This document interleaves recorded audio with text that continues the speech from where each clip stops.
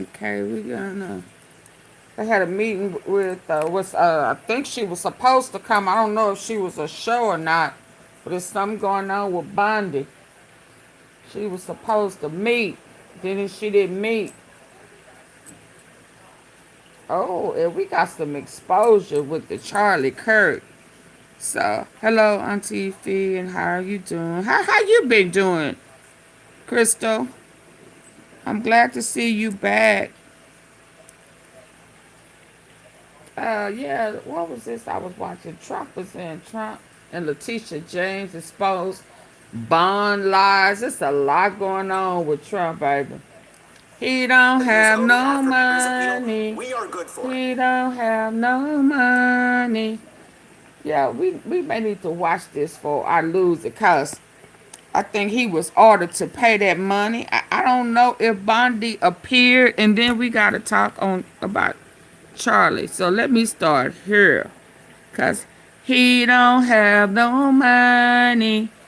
Yeah, and then they stealing. Let's just break some of this down.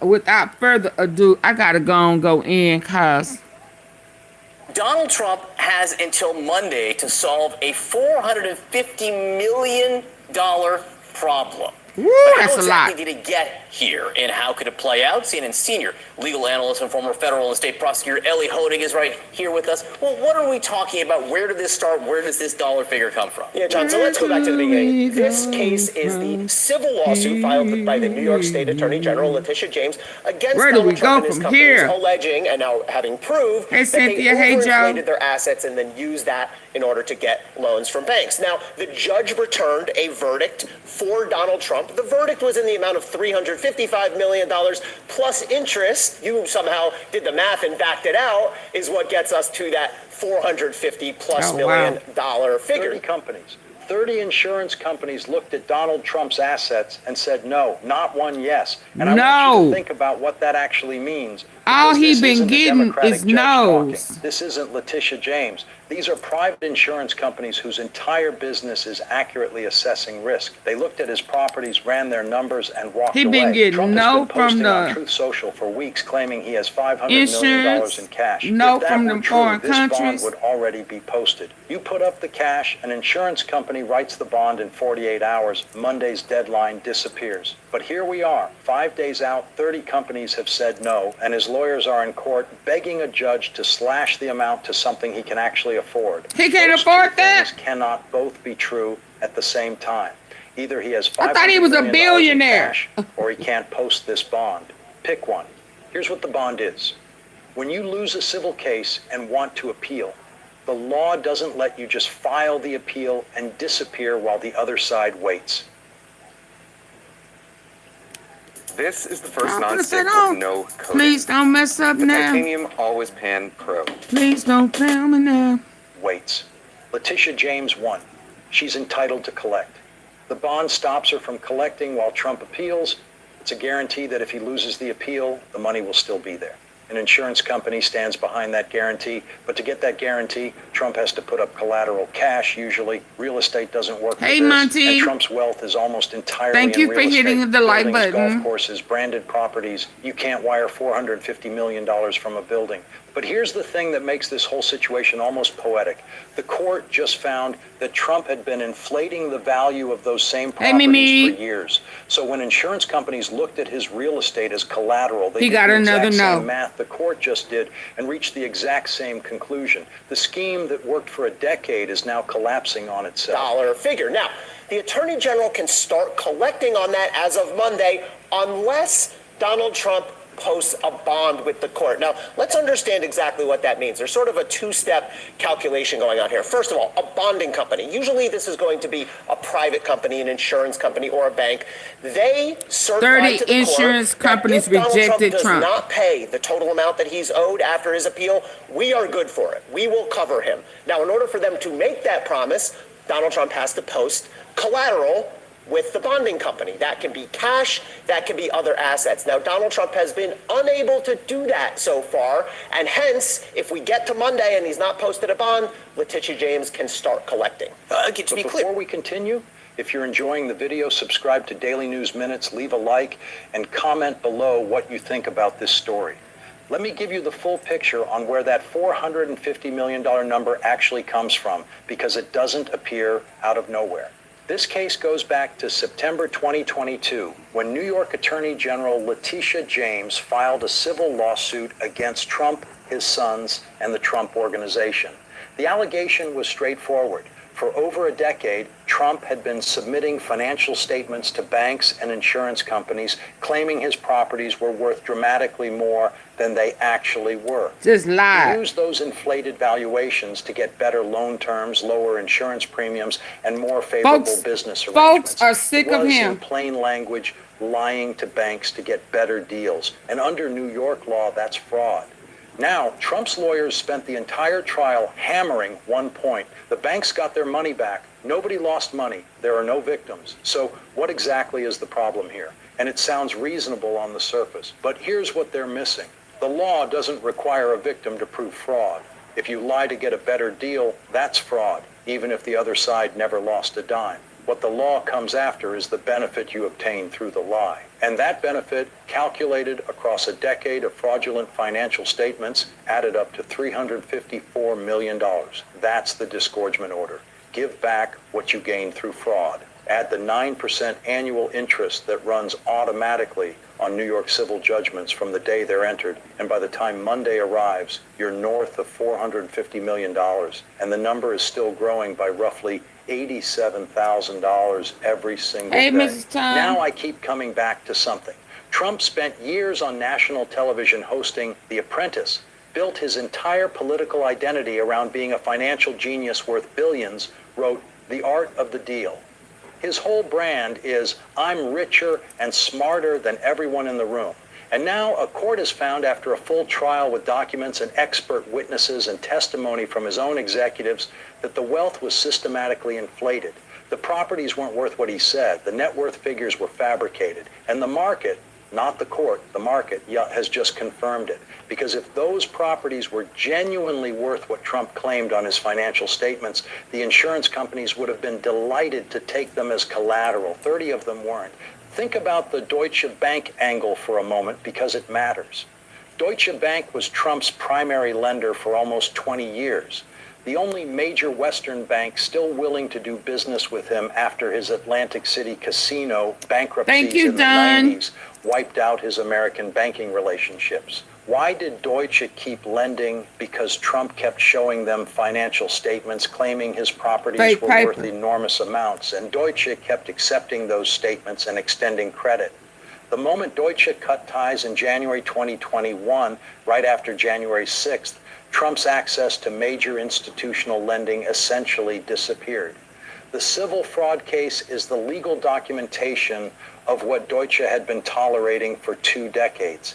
And now those same inflated properties are being offered as bond collateral, and every institution in the market is saying what Deutsche should have said years ago: these numbers don't add up.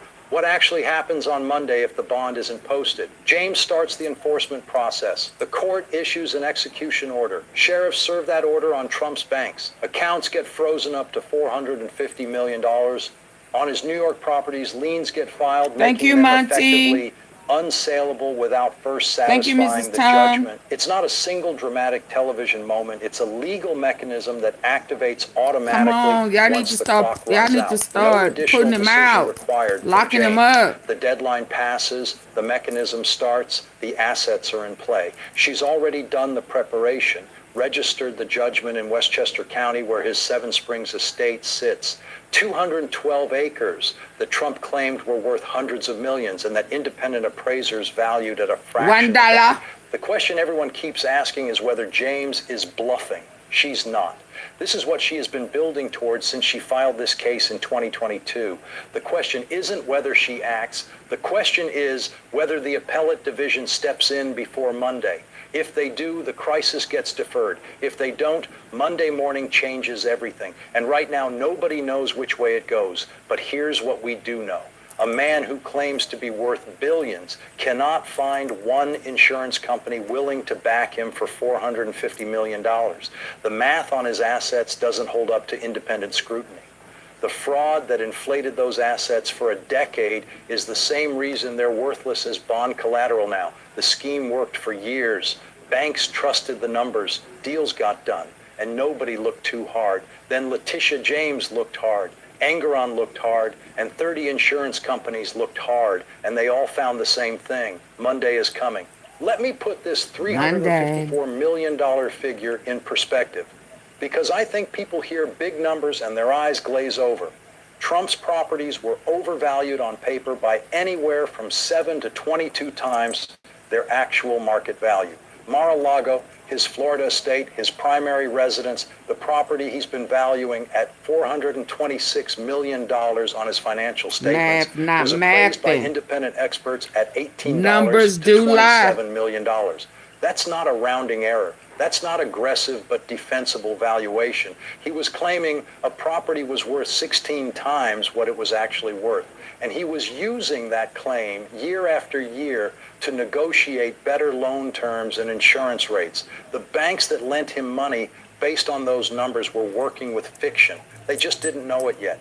And here's the thing about those banks. They want you to feel sorry for Trump because nobody lost money. The loans got repaid. The insurance premiums were paid. So where's the harm?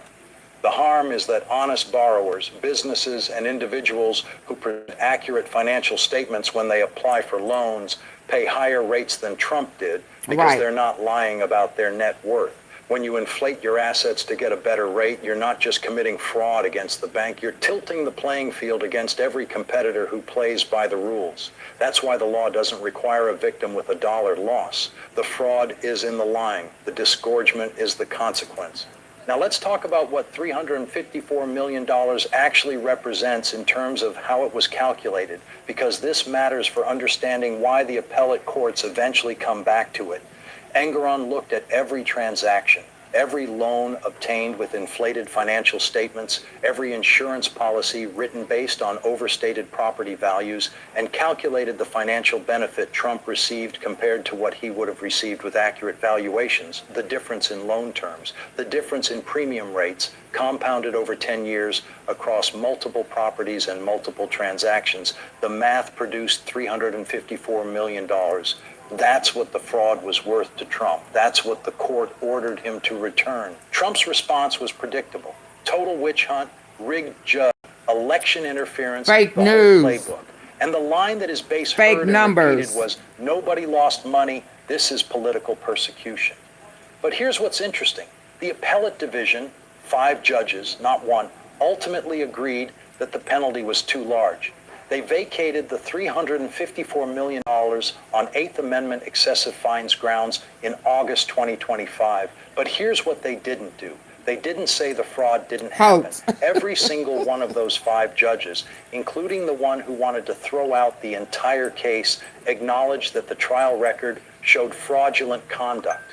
The fraud is established. The debate now is only about how much it costs. That case is still going. The Court of Appeals will eventually weigh in. And while that plays out, the fraud finding sits on the legal record permanently. Back to this moment, though. This moment right here, 5 days from Monday, 30 companies having said no. There's a detail in how Honig explains the bond that I think gets overlooked. He says the bonding companies don't think he's good for it, or they don't like the collateral he's putting up. That's 2 separate problems, and both are significant. Don't think he's good for it means they've assessed the risk that Trump won't be able to pay the judgment if he loses on appeal, and they've decided that risk is unacceptably high. For a man claiming $500 million in cash, that assessment is devastating. It means the market doesn't believe the $500 million claim. And don't like the collateral means his assets, the real estate, the golf courses, the branded properties, don't pass their due his diligence. golf course got Post dead Engeron, people the on it. bonding companies are looking at those properties and seeing what Engeron. Excuse me. His golf courses and stuff got dead people on them. I mean, is there a markup or markdown for, corpse skeletons? Give me the money! Don't laugh at me! Don't laugh at me! Don't laugh at me.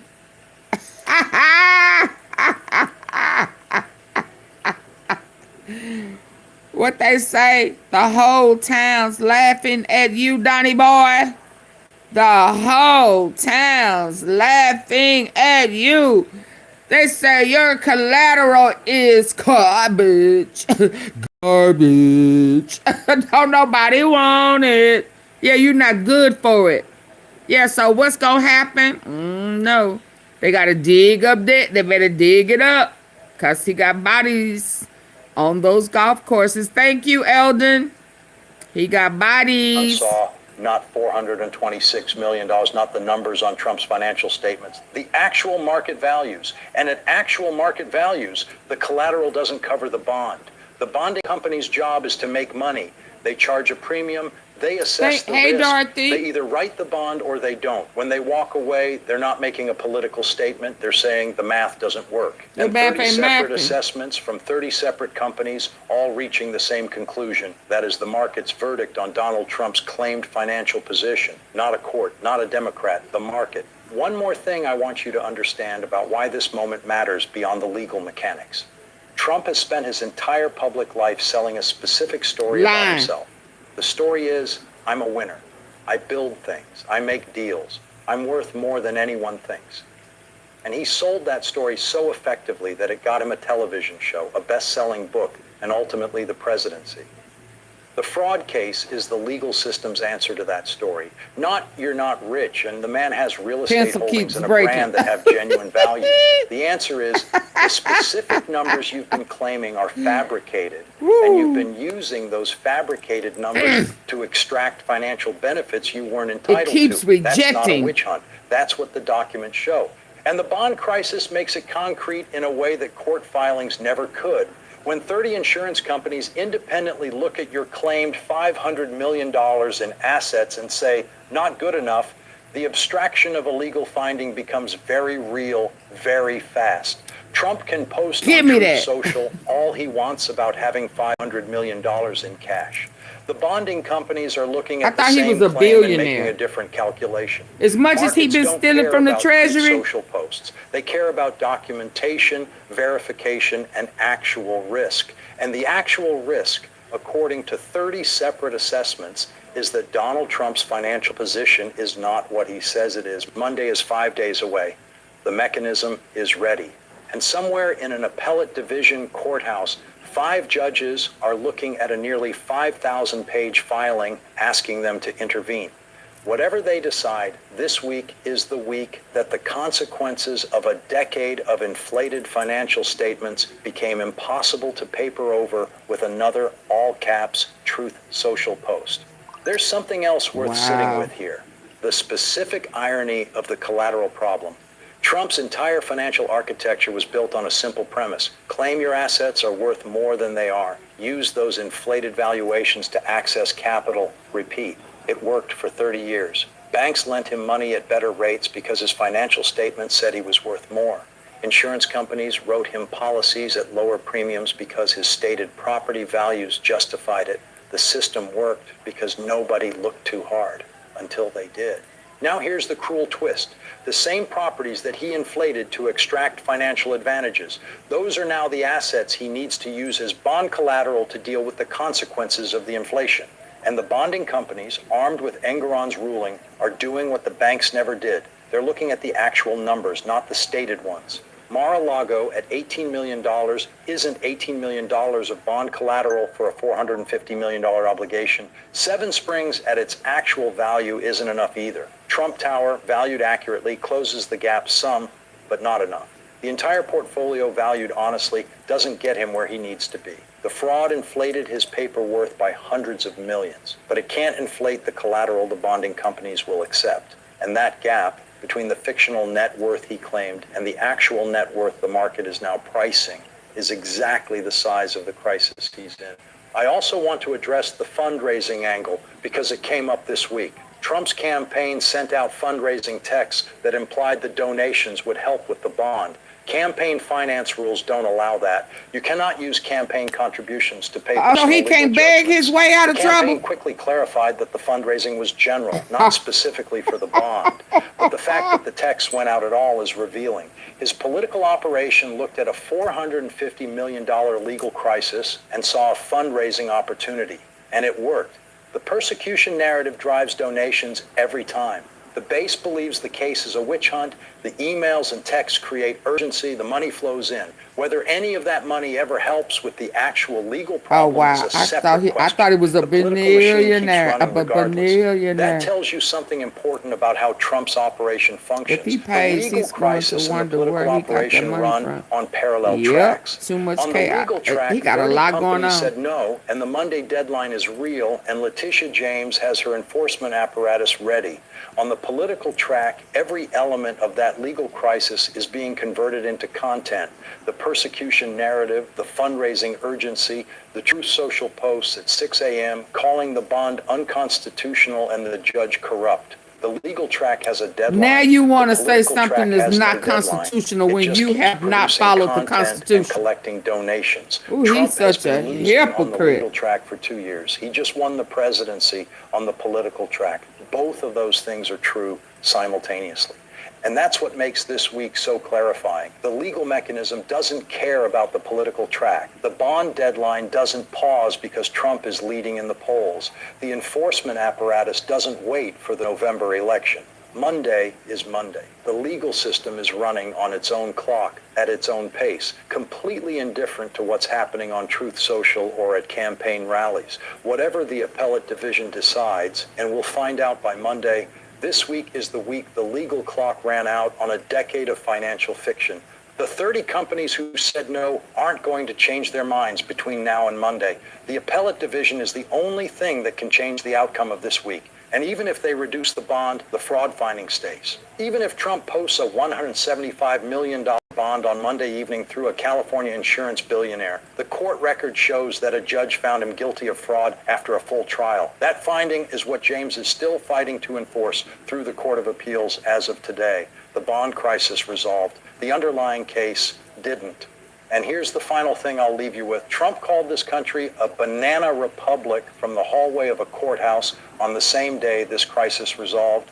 The appellate division cut his bond. He posted it that evening. He called it a total victory. And then he went to a press conference at 40 Wall Street and told reporters this is all Biden interference and election interference and third world stuff. 6 weeks later, 12 jurors found him guilty on 34 criminal counts. 8 months after that, he won the presidency. The fraud finding stands. The hush money conviction stands. The bond is gone. The penalty is gone. He and thought he's in all the of that White was House. gonna go Make away, of that y'all. what you will. We just cover what happened.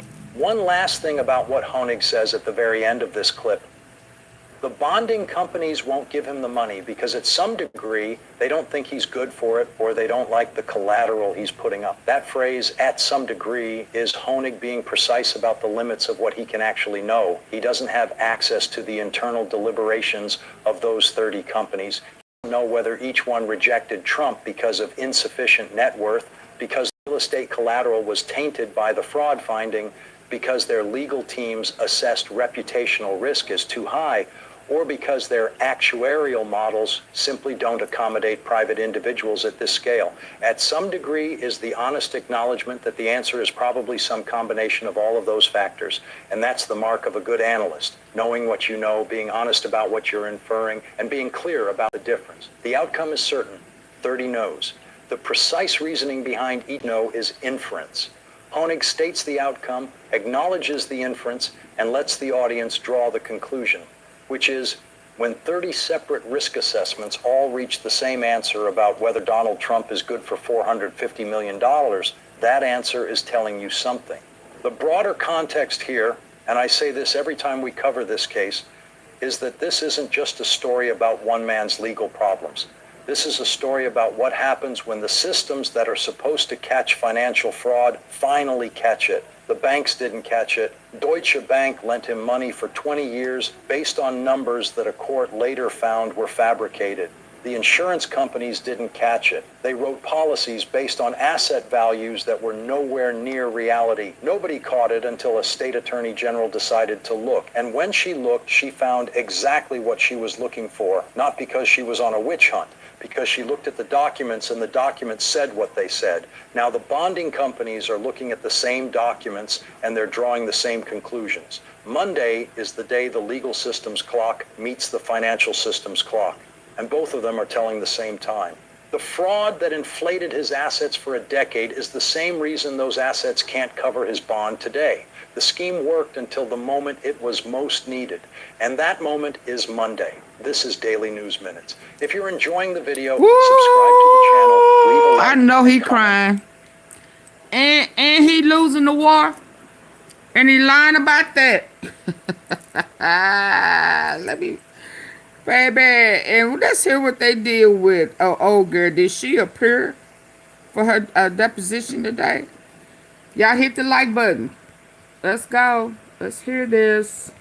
Let's hear this. Oh, was it breaking?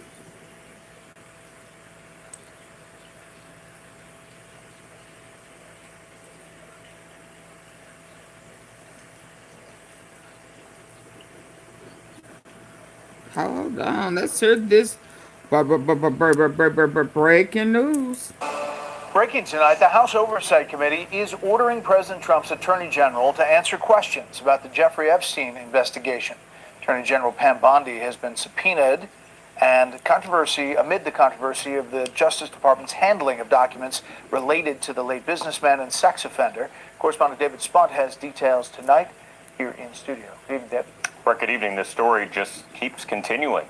The Republican-led House Oversight Committee demanding the Republican Attorney General sit for this deposition. House Oversight Chair James Comer sent the formal subpoena to AG Pam Bondi just hours ago. A spokesperson for Bondi firing back with a statement to Fox News, quote, "This subpoena is completely unnecessary. Lawmakers have been invited to view the unredacted files for themselves at the Department of Justice, and the Attorney General has always made herself available to speak directly with members of Congress." Now, Comer defends the move, noting that in his letter to Bondi, the House Oversight Committee voted several weeks ago to subpoena her for more information on the Justice Department handling of the Epstein probe. Now, the Epstein case has followed Bondi for more than a year. She came to office in February 2025, and a few weeks later said this. The DOJ may be releasing the list of Jeffrey Epstein's clients? Will that really happen? It's sitting on my desk right now to review.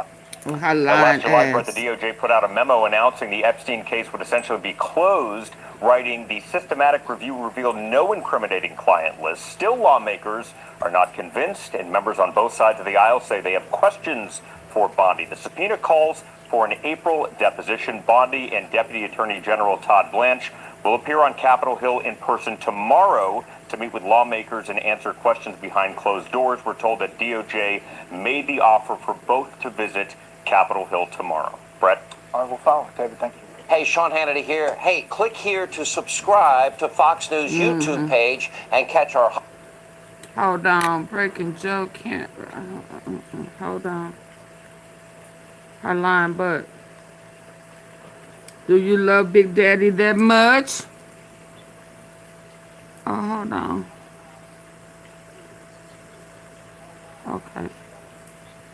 I'll get this one.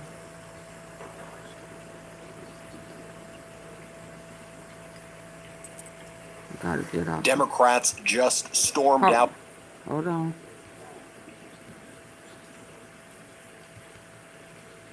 Y'all hitting the like button? Oh, I like him too. To me, it's very clear that the purpose of this entire fake hearing, this fake deposition, is the Attorney General trying to weasel herself out of sitting in front of us under a bipartisan subpoena that we gave her committee. Again? We asked her multiple times, are you going to come and speak with us under oath? She would not say yes. Filibuster, filibuster, filibuster would not say yes. And so why do we, and then our Republican colleagues say, is this not enough? Why don't you want to speak to her now? We want her under oath because we do not trust her. Why don't we trust her? Because she's a liar. Look at how that Judiciary Committee hearing went. She was spying on members of Congress when they were in the DOJ looking at the documents unredacted. What? Look at what she's done as far as not putting documents relating to Donald Trump on the website, They ain't playing. not releasing them, and only doing it when the public noticed and said something about it. We want her under oath because we don't trust her. We want her under oath because she has shown that she is involved in a cover-up. Yes. My Republican colleagues under the last administration would not stand for this, with Merrick Garland being in front of them not being under oath. They wouldn't allow that to happen for a second. To me, it's very clear that the purpose of this entire fake hearing, this fake deposition, news. is the Attorney Fake General trying to news. weasel herself out of sitting in front of us under oath, under a bipartisan subpoena that we gave her committee. We asked her multiple times, are you going to come and speak with us under oath? She would not say yes. Filibuster, filibuster, filibuster would not say yes. And so why do we, and then our Republican colleagues say, is this not enough? Why don't you want to speak to her now? We want her under oath because we do not trust her. Why don't we trust her? Because she's a liar. Look at how that Judiciary Committee hearing went. She was spying on members of Congress when they were in the DOJ looking at the documents unredacted. Look at what she's done as far as not putting Just documents relating to Donald Trump on the pie-faced website, not liar. releasing them, and only do. Pie-faced liar.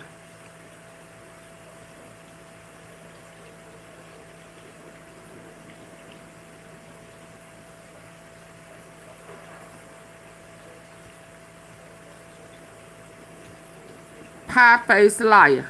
Let's go. My. The HB 3600 Plus puts out My. 3,600 watts continuously, which is enough to run most household appliances. Travesty. We were told 24 hours ago that the Attorney General would. And House Oversight Ranking Member Robert Garcia of California joins us now. Congressman, talk us through what you described as the disrespect of the process and one of your members in that meeting. Well, look, first, there's a couple things. Right now, the American public should be very clear that Pam Bondi is leading a White House cover-up, and right now the Republican majority is assisting them. What just happened right now was a complete travesty.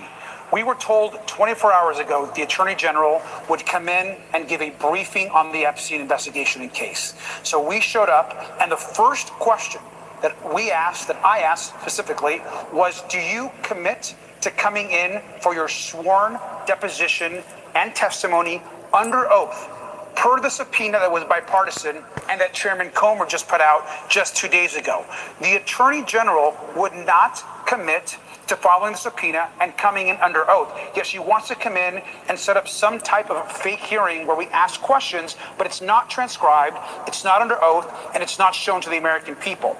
So we began asking her the same question over and over again if she was going to show up to her sworn deposition, and she would not answer. It got heated, and what was the final straw was when the chairman insulted one of our members in a derogatory term, and we weren't going to sit there and participate in that. This is Representative Lee. Representative Summer Lee. We were not going to allow her to be essentially called a name, something derogatory in the hearing.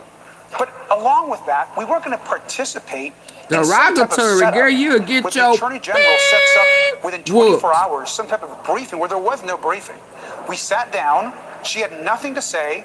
And then the chairman began by saying, okay, you can ask your questions now. So there was no briefing given to us by the AG. So the first question was mine.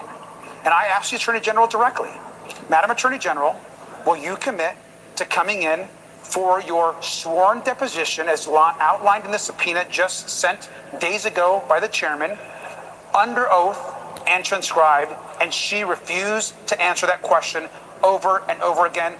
This is outrageous. It's a cover-up, and we're not going to participate in any sort of fake hearings or games that the AG wants to play. I will note, according to our colleagues, Ali She's gonna Vitale be and Michael disbarred, Chanel, they're baby. reporting, according to two sources in the room, is at one point, Congressman Comer told Congresswoman Summer Lee, you need to stop BITCHING. I'm obviously not going to repeat what Chairman Comer said. Who said she got to stop bitching? It was disgusting and not a... You need to stop BITCHING.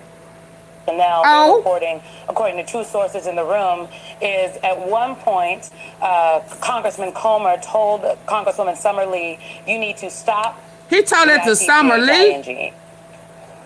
Michael. I'm obviously not going to repeat what Chairman Comer said, but it was disgusting and not a way to talk to a colleague. See, he should have And we're said, not gonna tell your allow mama to our stop members to be BITCHING. disrespected that way, and we're certainly not going to allow the Attorney General to play games and not sit Tell that for to an your... under oath deposition. Yeah. With a subpoena that was bipartisan. She has to come in and answer our questions, and we're not going to allow when we have real hearings. I'm sorry to interject. I'm being told Pam Bondi is speaking live right now. We're going to go to her, and then you all on the other side.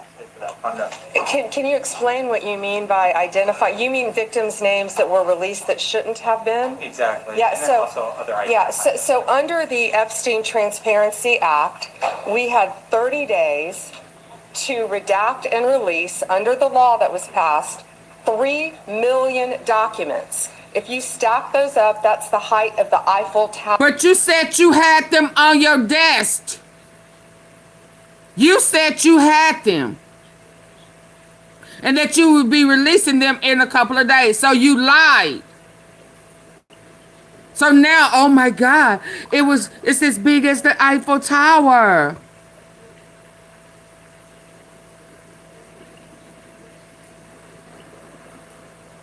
Hold on.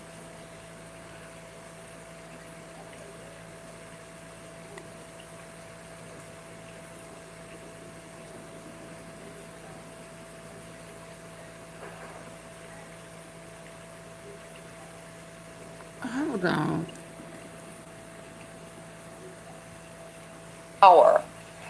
No other administration, under You the didn't Biden know? administration, they released 0 documents. So we did our very best to comply. So they were, was it an Eiffel Tower on your desk? And that's why we had 500 attorneys with the Criminal Division, with the National Security Division, So with the you FBI lied. working around the clock to do the best we could. I think it was less than 1% error. Todd, do you want to add to that? Yeah, no, that's right. We said from the beginning that any mistakes that were made, and there should be no mistakes. When you say lawyers have said something, that's not a fair question, and you know it. Because we took pains to protect victims. When we Y'all, I'll be right back. Identified that there was Let me a start victim, this over. We immediately pulled that document down, fixed it, And House Oversight Ranking Member Robert Garcia of California joins us now. Congressman, talk us through what you described as the disrespect of the process and one of your members in that meeting. Well, look, first, there's a couple things. Right now, the American public should be very clear that Pam Bondi is leading a White House cover-up, and right now the Republican majority is assisting them. What just happened right now was a complete travesty. We were told 24 hours ago that the Attorney General would come in and give a briefing on the Epstein investigation and case. So we showed up, and the first question y'all. that I asked, Let me pause. was, do you... Y'all, hold on for me.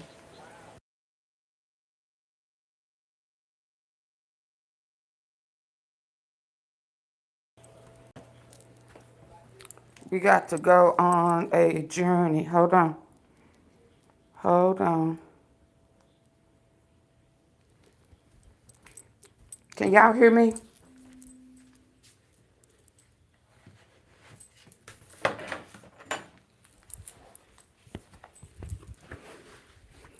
Hold on, y'all.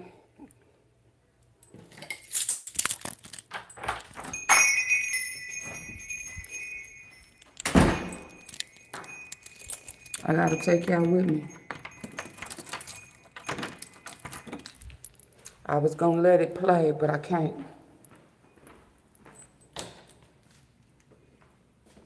Yeah, they trifling.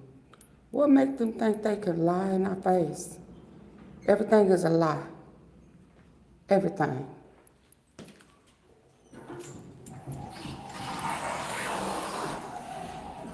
And I do mean everything.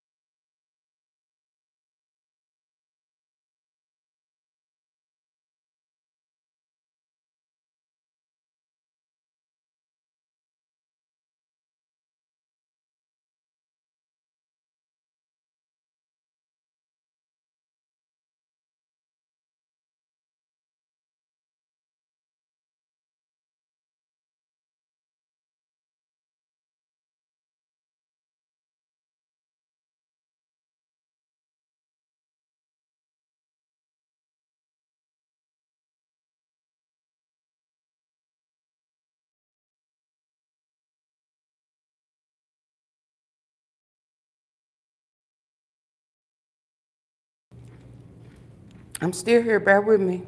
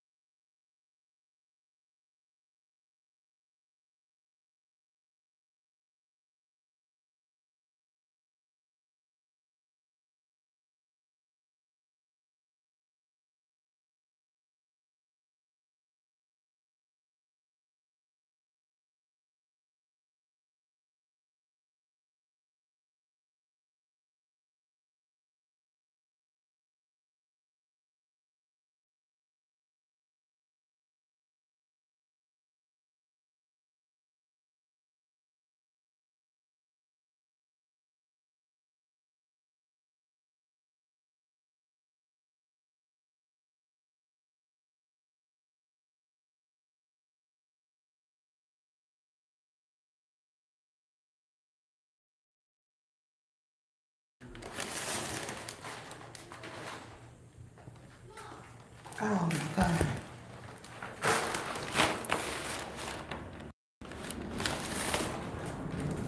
I'm almost I'm almost back. Hold on. I'm sorry.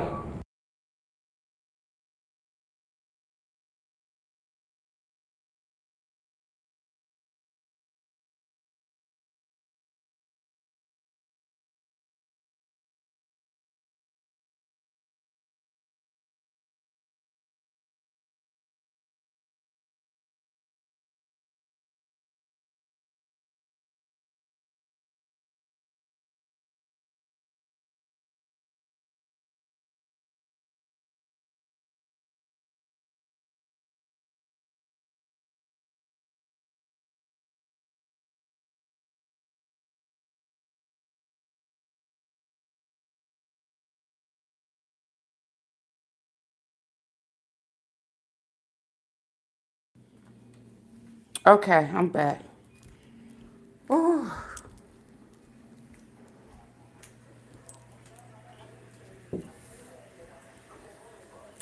Let's get back to it. These lying folks. It's a whole cabinet of liars.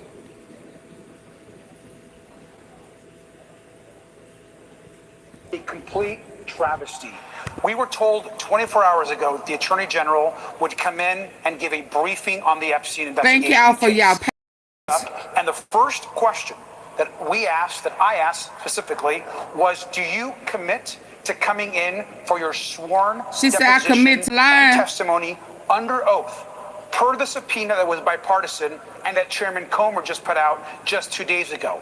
The Attorney General would not commit to following the subpoena and coming in under oath. Yet she wants to come in and set up some type of fake hearing where we ask questions, but it's not transcribed, it's not under oath, and it's not shown to the American people.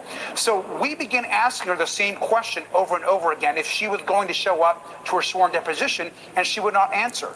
It got heated, and what was the final straw was when the chairman insulted one of our members in a derogatory term. And we weren't going to sit there and participate in that. Butt whooping, I'm telling you. Representative Summer Lee, we were not going to allow her to be essentially called a name, something derogatory in the hearing. But along with that, we weren't going to participate in some type of setup where the Attorney General sets up within 24 hours some type of briefing where there was no briefing. We sat down, she had nothing to say, and then the chairman began by saying, okay, you can ask your questions now. So there was no briefing given to us by the AG. So the first question was mine. And I asked the Attorney General directly, Madam Attorney General, will you commit to coming in for your sworn deposition as outlined in the subpoena just sent days ago by the chairman, under oath and transcribed? And she refused to answer that question over and over again. This is outrageous. It's a cover-up, and we're not going to participate in any sort of fake hearings or games that the AG wants to play. I will note, according to our colleagues, Ali Vitale and Michael Chanel, they're reporting, according to two sources in the room, is at one point, Congressman Comer told Congresswoman Summerlee, you need to stop BITCHING. Michael. I'm obviously not going to repeat what Chairman Comer said, but it was. Can y'all believe he said that? BITCHING. Wasn't he the one that called her? Congressman Comer told Congresswoman Summerlee, you need to stop BITCHING. Michael. I'm obviously not going to repeat what Chairman Comer said, but it was disgusting and not a way to talk to a colleague. And we're not going to allow our members. Oh, he ain't starting no business. He's trying to stay out of jail. We're certainly not going to allow the Attorney General to play games and not sit for an under oath deposition with a subpoena that was bipartisan. She has to come in and answer our questions, and we're not going to allow when we have a real hearing. I'm sorry to interject. I'm being told Pam Bondi is speaking live right now. We're going to go to her, and then you all on the other side. Can you explain what you mean by identify? You mean victims' names that were released that shouldn't have been? Exactly. Yeah. And So also other yeah. So under the Epstein Transparency Act, we had 30 days to redact and release under the law that was passed 3 million documents. If you stack those up, that's the height of the Eiffel Tower. Well, get a ladder. No other administration, under the Biden administration, they released 0 documents. So there was no court order. Very best to comply. Yeah, they didn't run on presidency. And of course, we don't want any victims to be further victimized, and that's why we that had wasn't their 500 campaign. attorneys with the criminal division, with the national security division, with the FBI working around the clock to do the best we could. I think it was less than 1% error. Todd, do you want to add to that? Yeah, no, that's right. We said from the beginning that any mistakes that were made, and there should be no mistakes. And so when you say lawyers have said something, that's not a fair question, and you know it, because we took pains to protect victims. When when someone identified that there was a victim, we immediately pulled that document down, fixed it, and put it back up immediately. And so of course we don't ever want to do anything to re-victimize anybody that was victimized by the horrible crimes of Mr. Epstein, but we didn't. And we didn't, to the extent that mistakes were made, and there were mistakes made because of the reasons the Attorney General just said. But when they were identified to us, we fixed them immediately. And let me be clear on this case. This case has spanned That is Attorney General Pam Bondi and Deputy Attorney General Todd Blanche, who are speaking right now after this closed door briefing, if you will. Your big daddy, Congressman, ranking member of the House Oversight Committee, was in that briefing. Said that Congressman Robert Garcia back then. he was going to reopen it. So why y'all itching now? To the whining we hear from Pam He Bondi, said he was going to release right them. now about, we only had 30 days. We only had 30 days. Well, yeah, you had 30 days maybe because you didn't do what you were supposed to do at the beginning of the administration. Absolutely. 120. Look at her, looking like she really trying to comply. You don't want us to file your ass in them Epstein files. Quit blinking your eyes. This was going to end this way. I asked the question last night what the expectation was for this briefing. I appreciate your anger right now and frustration with this process, sir. So what do you do about it? Because these people don't give a damn about you. They don't give a damn about any member of the committee on the Democratic side. They don't give a damn about the process that the House or the Senate has in place, the rules that must be followed, or the subpoenas you issue. So what do? I mean, we're in this limbo between now and the election, but when you get beyond the election and you have the gavel, there's only one thing in my view you can do. Oh, I'm glad y'all can. I just assumed, Lord, in front of you and sit her in a chair one of us. and Ooh, keep Monty. her there, and she don't ask the No one question, talk take about us if it was behind one of down to us. the jail that's in the building. Because that's the only thing these folks are going to understand, sir. Because they think they can punk you till the cows come home. They think what? Where they're dealing with the wrong. They think you blinking your eyes too, sir. They think what? They think that They can punk you till the cows come home. Where they're dealing with the wrong people. Punk you till the cows come home. They think they can punk you till the cows come home. Where they're dealing with the wrong people. I want to be very clear. Yeah, that ain't what that Attorney is. General Bondi will be in front of our committee. There is a legal subpoena that was bipartisan in place. Drag her ass out. A lie that she just said. She didn't have 30 days. In fact, the subpoena for all the Epstein files was passed by the Oversight Committee 5 months before the date that she put them out. She had months and months before the Transparency Act was even passed to put together the files. But more importantly, I hope she's asked by the press that she's right now doing a press conference. Every question that should be asked to her should be very clear of whether or not she's going to come and sit in front of the legal subpoena a nappy neck heifer in front of the American people. And the fact that she won't answer that question is all we need to know that this continues to be a cover-up. And so we will not rest and stop until we get justice for the survivors. And for her to say they tried their best when they were doxing essentially survivors, when their names were being put out, when their families were being put in danger because they were careless by releasing names of people that were raped and abused by Jeffrey Epstein, Ghislaine Maxwell, and others, give me a break. This process is an embarrassment to the United States. It's insulting to the survivors, and the Attorney General has to sit under oath and answer our questions. So, Congressman, our colleague asked your exact question about whether or not Bondi would comply with the Oversight Committee subpoena. Bondi said, I will follow the law. Is that please hit the like button. That is not a yes. She said the exact same thing in the hearing. Let's be clear, this was a bipartisan subpoena that Chairman Comer, a Republican, the leader of our committee, sent to Bondi in the last 2 days. Yeah. That was passed, it was supported by members of the Republican Party and the United Democratic Party. She's legally obligated to come in front of this committee and testify. So they actually showing transcribed so that the American public can hear her answers.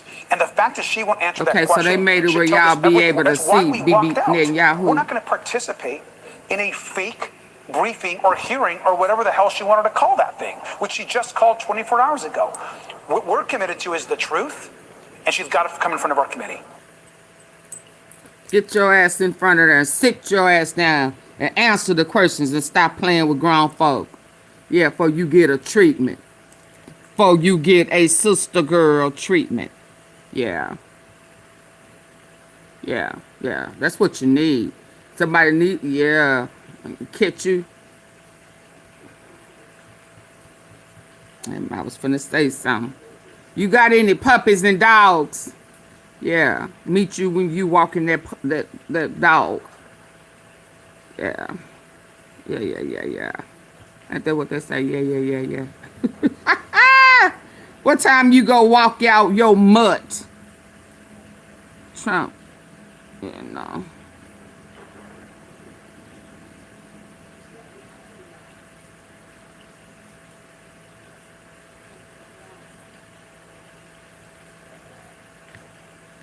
Let's hear this. Have you ever seen a cherry tree that can be planted now and Not the harvested in April?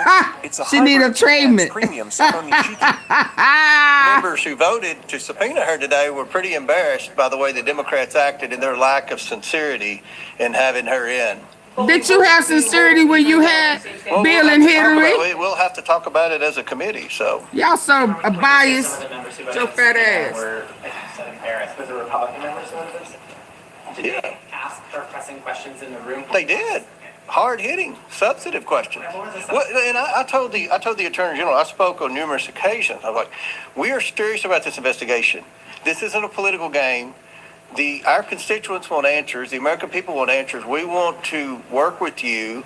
If we're going down a lane where you have an ongoing investigation, then tell us. We don't want to interfere or impede, but we plan on moving forward. We plan on getting answers for the American people, and hopefully we'll be able to get more answers. And you know, I think everyone hopes that some people are held accountable to where we can get some accountability. But as I've said earlier, we're seeing accountability. There are over a dozen men and women who have already resigned from very powerful, prestigious boards because of what has come out in public. And what's come out in public is because of the oversight subpoena of the DOJ documents and the oversight subpoena of the Epstein estate documents. So I'll do one more question. Congresswoman Summerlee said that you told her that she was, quote, bitching about something in the room. Is that accurate? That is accurate. What? What was she? Well, she was just complaining about the format. And that was the fourth Democrat to ask questions. And they didn't ask any questions. They did not ask any questions. I'm like, my goodness, this is Attorney General. You've been complaining. And this is why I think they did that. Because they've worked with some of you in the media to try to create a false narrative that there's a cover-up. Does it look like a cover-up? The Attorney General and Blanche and all the top brass at the DOJ in here to answer questions, and yet they don't ask a single question. The only questions they ask, will you commit to coming in for a deposition? Will you commit to coming in for a deposition? They didn't ask a single question. Where are we on the documents? Do you say there's an ongoing investigation? Do you think anyone is about to be prosecuted? Was Jeffrey Epstein an agent? These are questions that we asked in the deposition, and they had an opportunity to ask, and they didn't. But fortunately for everyone in the public who wants answers and who wants transparency and accountability, fortunately the Republicans on the committee asked a lot of questions. So, Mr. Chairman, a follow-up. Do you want her to testify under oath, you personally? I mean, I want to talk to everyone. I want to talk to everyone. I don't. But this was not. I personally don't see any reason for her to do a deposition. She's the sitting Attorney General. She's turning over documents. I think the Democrats want to do this to embarrass her. I did not vote for the subpoena to bring her in for a deposition. I want to bring in the bad guys for the deposition. I want to bring in the men who have abused women. I want to bring in anyone who is involved in the prosecution or lack of prosecution of Epstein, Maxwell, and some of these other guys. So that's where I think our time and energy should be spent. But we had 5 Republicans vote with the Democrats. And again, the Democrats had an opportunity to ask questions. They didn't ask a single pertinent question. Is the White House reaching out to some of these Republicans who voted for the subpoena? Not to my knowledge. You'll have to ask the White House. I'll do one more question. Mr. Comer, do you think today's briefing helps satisfy any of those members who were The Democrats? or Republicans? I think the Republicans that had concerns. Now, Ms. Mace wasn't able to be here today, but you look at the other ones that voted for the subpoena. They asked very tough, substantive, hard-hitting questions, and pressed her on some answers. So I don't know. You'll have to ask them, but I feel like that they were happy with the dialogue, and this isn't the end. We want to keep working with the Department of Justice because we sincerely want to get every answer that every curious, credible media outlet has and every curious, credible American has. But, what I saw today, quite frankly, was the Democrats trying to, embarrass Pam Bondi, trying to get that clip for Rachel Maddow tonight on MSNBC, trying to somehow salvage their false narrative that there's a cover-up and that Trump's guilty of crimes. It's very disappointing because, as I've said a million times to you all, and I will walk out of here, the investigation is about getting justice for the victims. The investigation's about getting transparency for the American people. The investigation's about trying, if in any way possible, to hold many people accountable, recognizing the fact that some of these crimes were committed 30 years ago. But we're going to keep pressing forward. We've got 8 people coming in. We have 7 depositions scheduled. We've asked the security guard to come in. If she doesn't, she will get a subpoena. There are some other people on our radar list. We're going to ask some of the people that we bring in for depositions some questions to maybe determine whether or not we're going to bring in more people for depositions. We expect Lutnick to come in very soon. We have some members of the committee have questions for him. No one's accusing him of any wrongdoing. But at the end of the day, I hope you all recognize, we've brought in Bondi for question. We brought in Bill Barr for a deposition. We brought in Alex Acosta. We're going to bring in Lutnick. I don't ever remember the Democrat. I've been on the committee 9 years, the whole time I've been in Congress. I don't ever remember Elijah Cummings or Carolyn Maloney bringing in a single Democrat prominent person for anything. For anything. So this isn't about party. This, for us, for the Republicans, it's about getting answers. For the Democrats, it's a political game, and they just demonstrated that today. There's no reason for them to walk out and clutch their pearls and act like they were offended and outraged and everything else. My gosh. I think the American people saw their true colors today, and but that it's not going to deter the Republicans from moving forward. So thank you all for being here.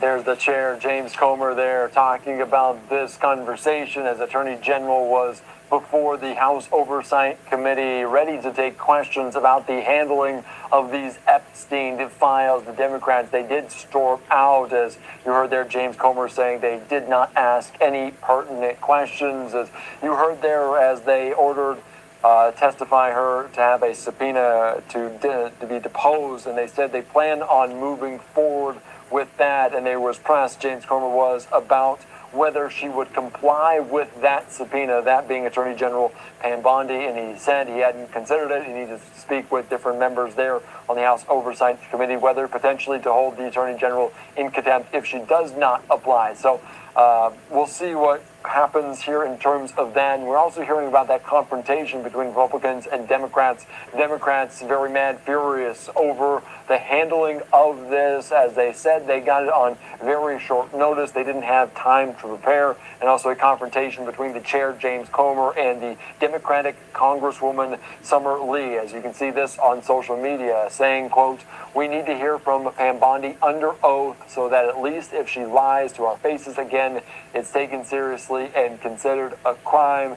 James Comer not necessarily in favor of having Attorney General Pam Bondi being deposed, but we'll see what comes of this. You can see Nicholas Wu talking about this. The Oversight Committee chair tells reporters he plans to move forward with a subpoena, saying we'll have to talk about it in regards to holding her in contempt. He says it's accurate that the Representative Summer Lee was complaining about some of these formatting issues with this conversation there on Capitol Hill. So plenty to get to here. We'll see what comes of that. We'll keep our eyes on it in terms of everything involving the Epstein files. We're also monitoring this, another live picture that continues to unfold, a live picture in the Senate chamber as the War Powers resolution underway. You can still see some Democrats and Republicans milling about, including the Democratic senator from Illinois, Dick Durbin, there, as we had a key primary last night in that state, as the Lieutenant Governor Stratton moving forward with that to be on the ballot come November. Other lawmakers there on hand for this. Tim Scott from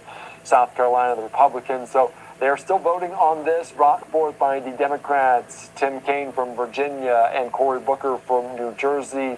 They admitted that it is a long shot, long odds that this gets through. You see Democratic Senator Andy Kim from New Jersey also there on hand for this. So we'll have any update on what that vote count stands at as the night continues.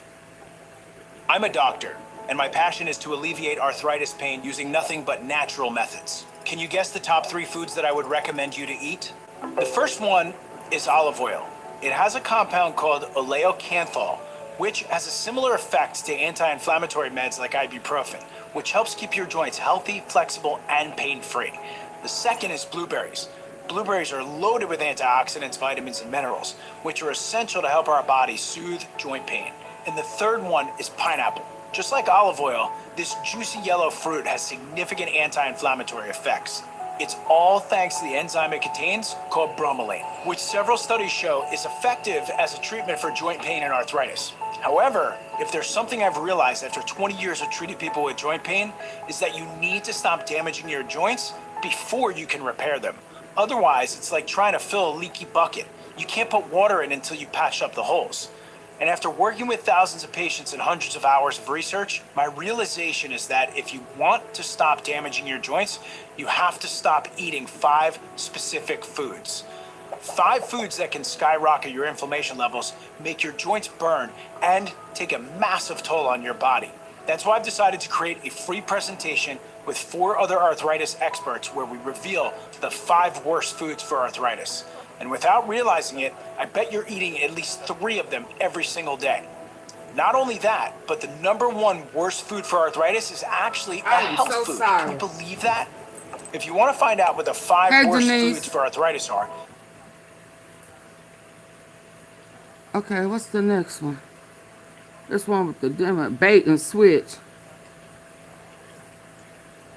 What you mean bait and switch?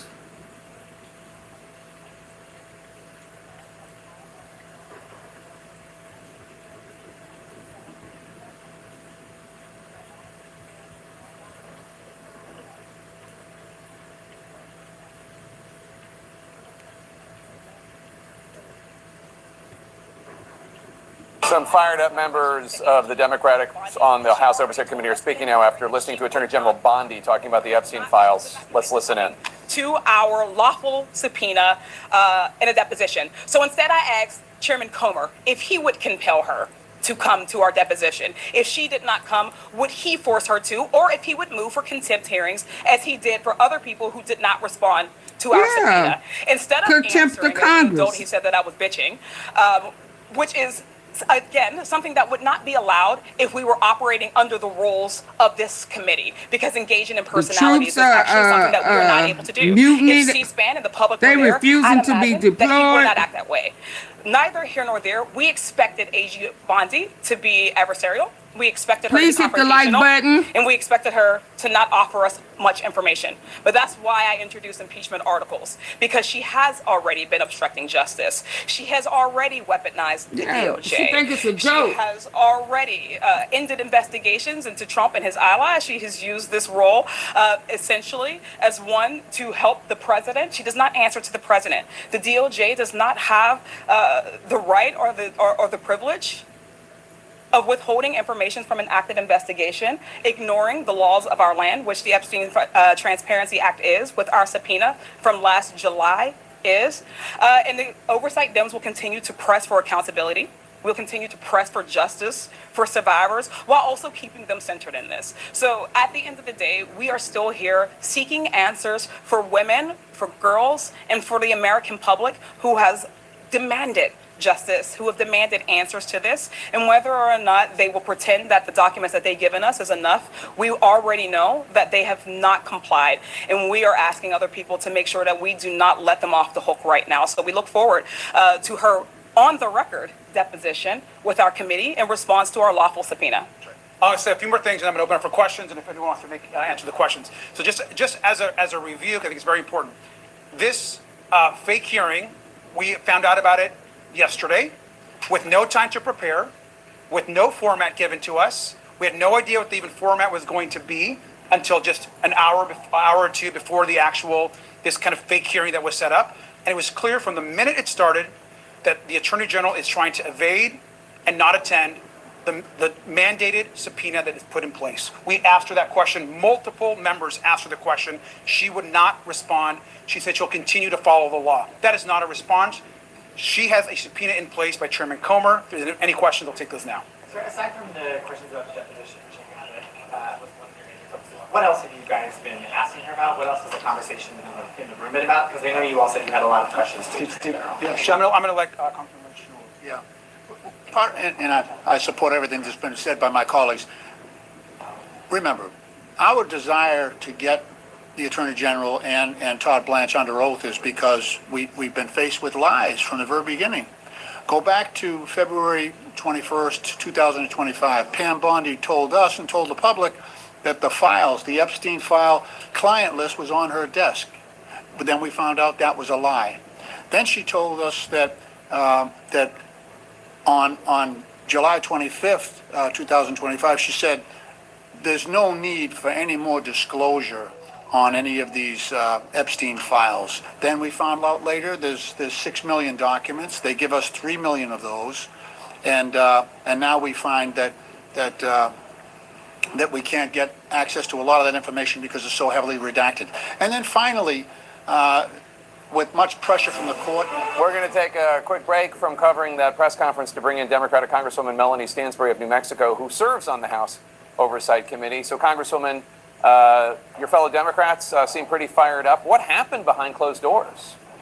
Yeah, well, I just walked out of the briefing room, and what is absolutely clear is that Pam Bondi has no intention of complying with the law and the subpoena that we've issued for her to be deposed under oath in front of the committee. In fact, what appears to have happened is that she and Todd Blanche volunteered to come brief the committee, and so we walked in today ready to hear information that they would provide to us about what's going on with the Epstein File Transparency Act, and basically they said, we've released what we're going to release, and now you can ask me questions. And there was no oath, there were no cameras, the American public were locked out of the room, and it was clear that they were not prepared to answer questions about compliance with the law.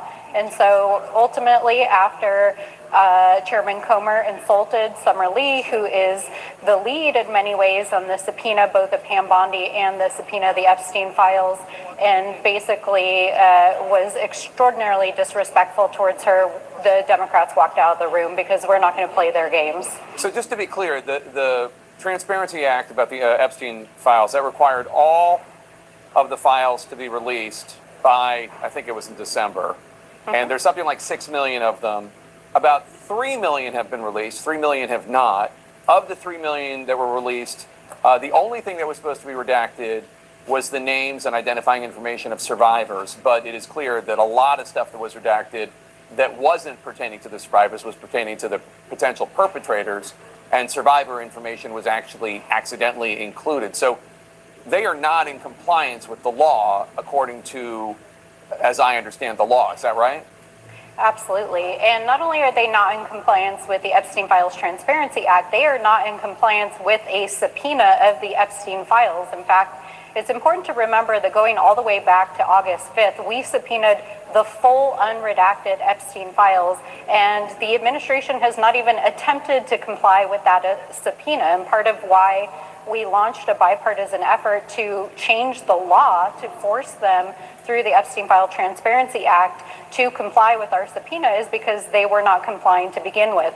Then they missed the deadline, the over-redacted, and Todd Blanche himself said today that basically they've released everything they're going to release. Well, that is not compliance with the law. In addition to that, I think what we were all shocked by today is that Pam Bondi was asked multiple times by my colleagues if she would comply with the subpoena for her own deposition under oath, and she refused to answer yes. So I think we can say very squarely that the cover-up continues. So, Congresswoman, I believe we're here today because I think it was 4 or 5 Republicans on the Oversight Committee joined with all the Democrats to force Pam Bondi to come before the committee. Do the Republicans on the committee who joined you for that, are they with you in terms of the outrage you're obviously feeling about the fact that Bondi is not sitting for a deposition, and also the fact that the administration is not complying with the Epstein Transparency Act? Well, I'll note that the subpoena for Pam Bondi to appear under oath was actually issued by Nancy Mace, who is a Republican from South Carolina. I did not see her in the room this afternoon. I don't know why, but I think it was clear that our colleagues across the aisle were running interference for Pam Bondi and Todd Blanche, asking them leading questions. And like I said, it was set up like a sham hearing, not a briefing. They did not come in with any new information. They did not provide any sworn statements. And it appeared that our colleagues were basically trying to say, hey, look, they showed up. And we are not going to accept that as compliance with the law, because the law is clear. We have subpoenaed them, we have subpoenaed the files, and we have passed a bipartisan Transparency Act, which the president signed himself, and they have not complied with the law. How do you reconcile that, before you go? How do you reconcile the fact that Republicans overwhelmingly voted for the Transparency Act? The Senate voted for it, I think, on a voice vote, meaning everybody voted for it, everybody agreed. And the president signed it into law. They all made this public display of supporting this transparency, but they're not doing it. How do you reconcile that? Right. Well, I mean, My question is, how do they reconcile their own beliefs, their own values, their own morals, and their own politics with what the American people are demanding, including their oaths of office, which is that they follow the law themselves? So I think it's very clear the American people overwhelmingly are demanding justice for the survivors. They want accountability. They want perpetrators to be held accountable, and they can't run from that. And neither can the president. In fact, the questions are not going to end, whether it's questions about his own accusers, which have been covered up in the files, or it's the handling of this case. The American people are not going to let this go. And I think that my colleagues understand that, and that's why they have joined us on occasion to hold them accountable. But it is very clear that the Trump administration is doing everything that they can to run from this, and we are going to hold them accountable. Just like Trump is begging for his. Hold on. He begging for help, and she begging for time. Please don't make me do it. What am I gonna be able to tell Big Daddy? Please, y'all know he in them Epstein files. Please, squash, shut it down. Oh Lord, what is going on? I can't get to Candace. I'm Jack Schlossberg. I'm a New Yorker. Send me to Hold on. Hey, Big Pressure. Gas, $5 a gallon. It's $3.99, but they still talking about some old. Yeah, that's why he running. You know that's why he running. Big Pressure. They got, but if he would have just gave up the other part of the Epstein files, unredacted, so like the court ordered, we wouldn't be having this war. They wouldn't be telling him he got until Monday to find an insurance company. 30 of them have turned him down. Yeah. Yeah. And thank you, Lori. Thank you, me. Me. Thank you, Ange. Thank you. I had to step away. Denise, thank you. Yeah. It's more than that. The Epstein files is the reason why he started that war. That's what he said. He said, start a war. Fuck Marjorie Taylor Greene. Fuck her.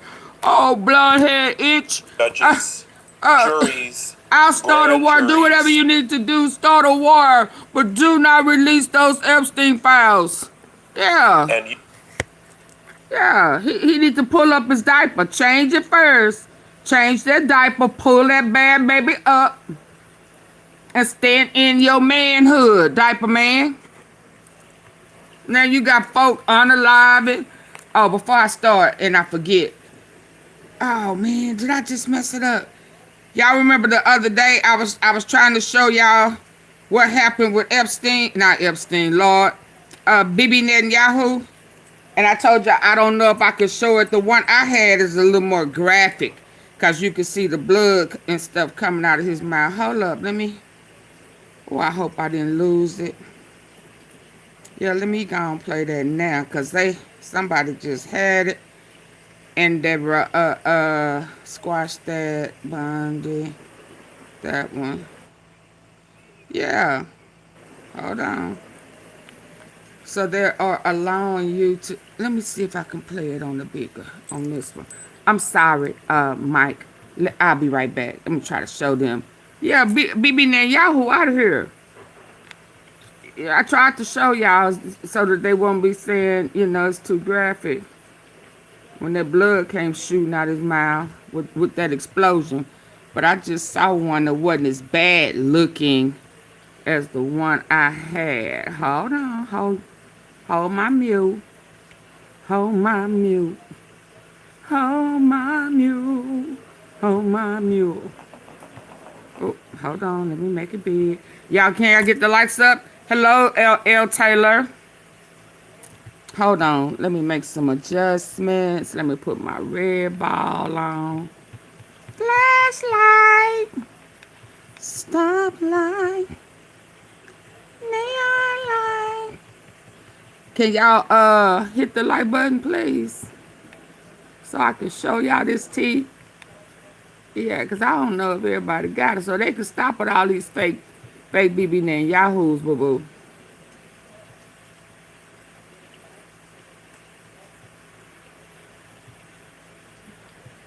Yeah, let me put this red ball on. Red light. 1, 2, 3, red light.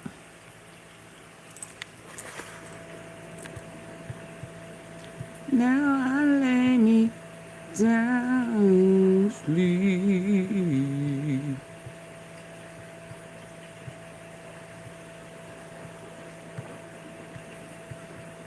There's a lot going on up in here, up in here. Thank you, Lori.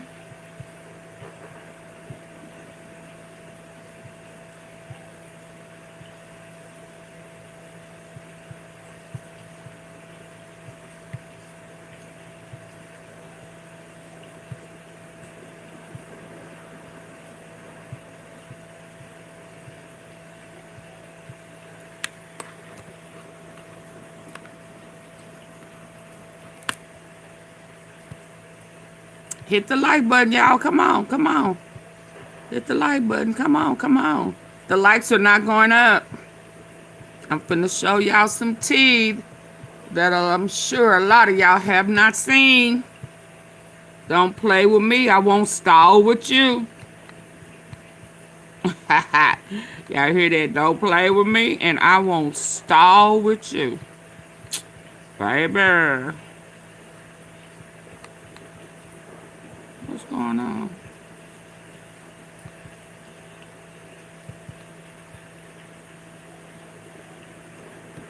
What in the world?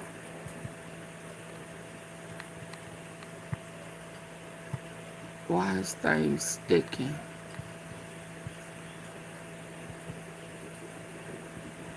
Thank you. I can't see who that is right now. But thank you. Here I come. Here I come. Here I go. Here I go. Here I go again. Where is that thing at? Not that one. Yeah.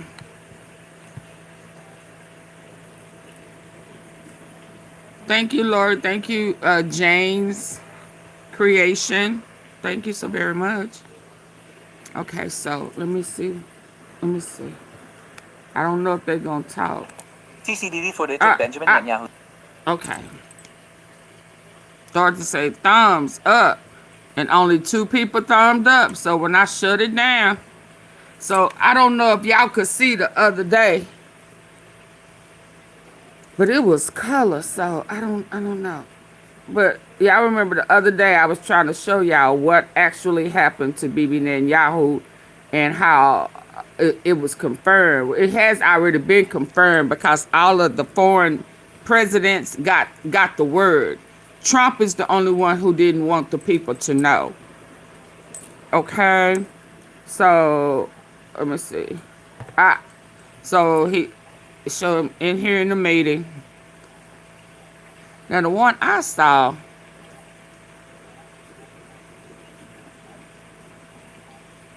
it was a guy standing. So I don't know.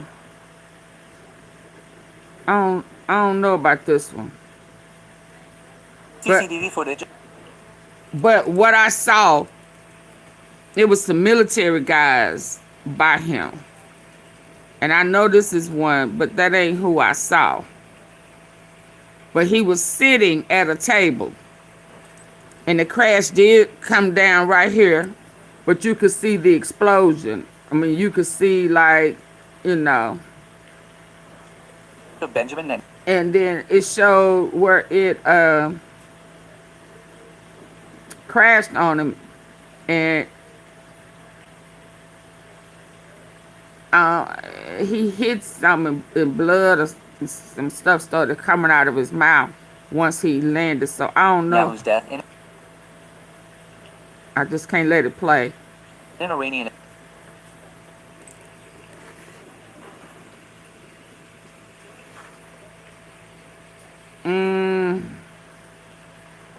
attack has been released.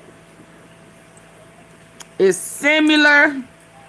Okay, so it says Beretta Rakaman, the CCTV, Benjamin Netanyahu. So I guess that, okay, so by Al Jazeera. This was the explosion.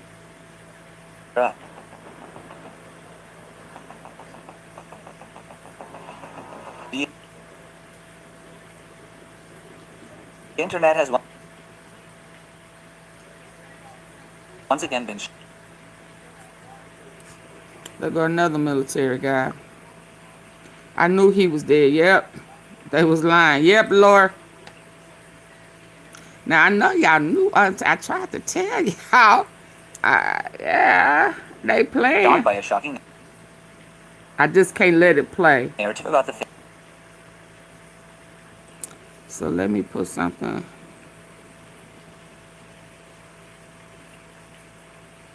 Okay, so now I can let y'all hear. Y'all seen that part. So let's hear it. CCTV footage of Benjamin Netanyahu's death in an Iranian attack has been released by Al Jazeera. The internet has once again been shocked by a shocking narrative about the fate of Israeli Prime Minister Benjamin Netanyahu. A report claiming that the global news channel Al Jazeera had released CCTV footage of the moments after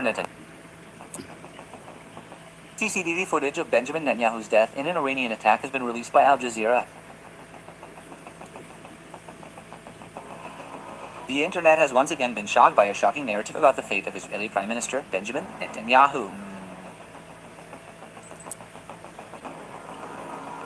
A report claiming that the global news channel Al Jazeera had released CCTV footage of the moments after Netanyahu's death in an Iranian retaliatory attack suddenly went viral on various social media platforms.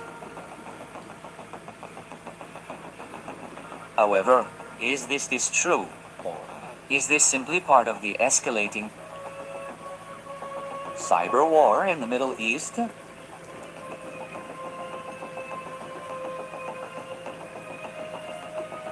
I think that they have it black and white so that you won't see, you know, so that you won't see the fire.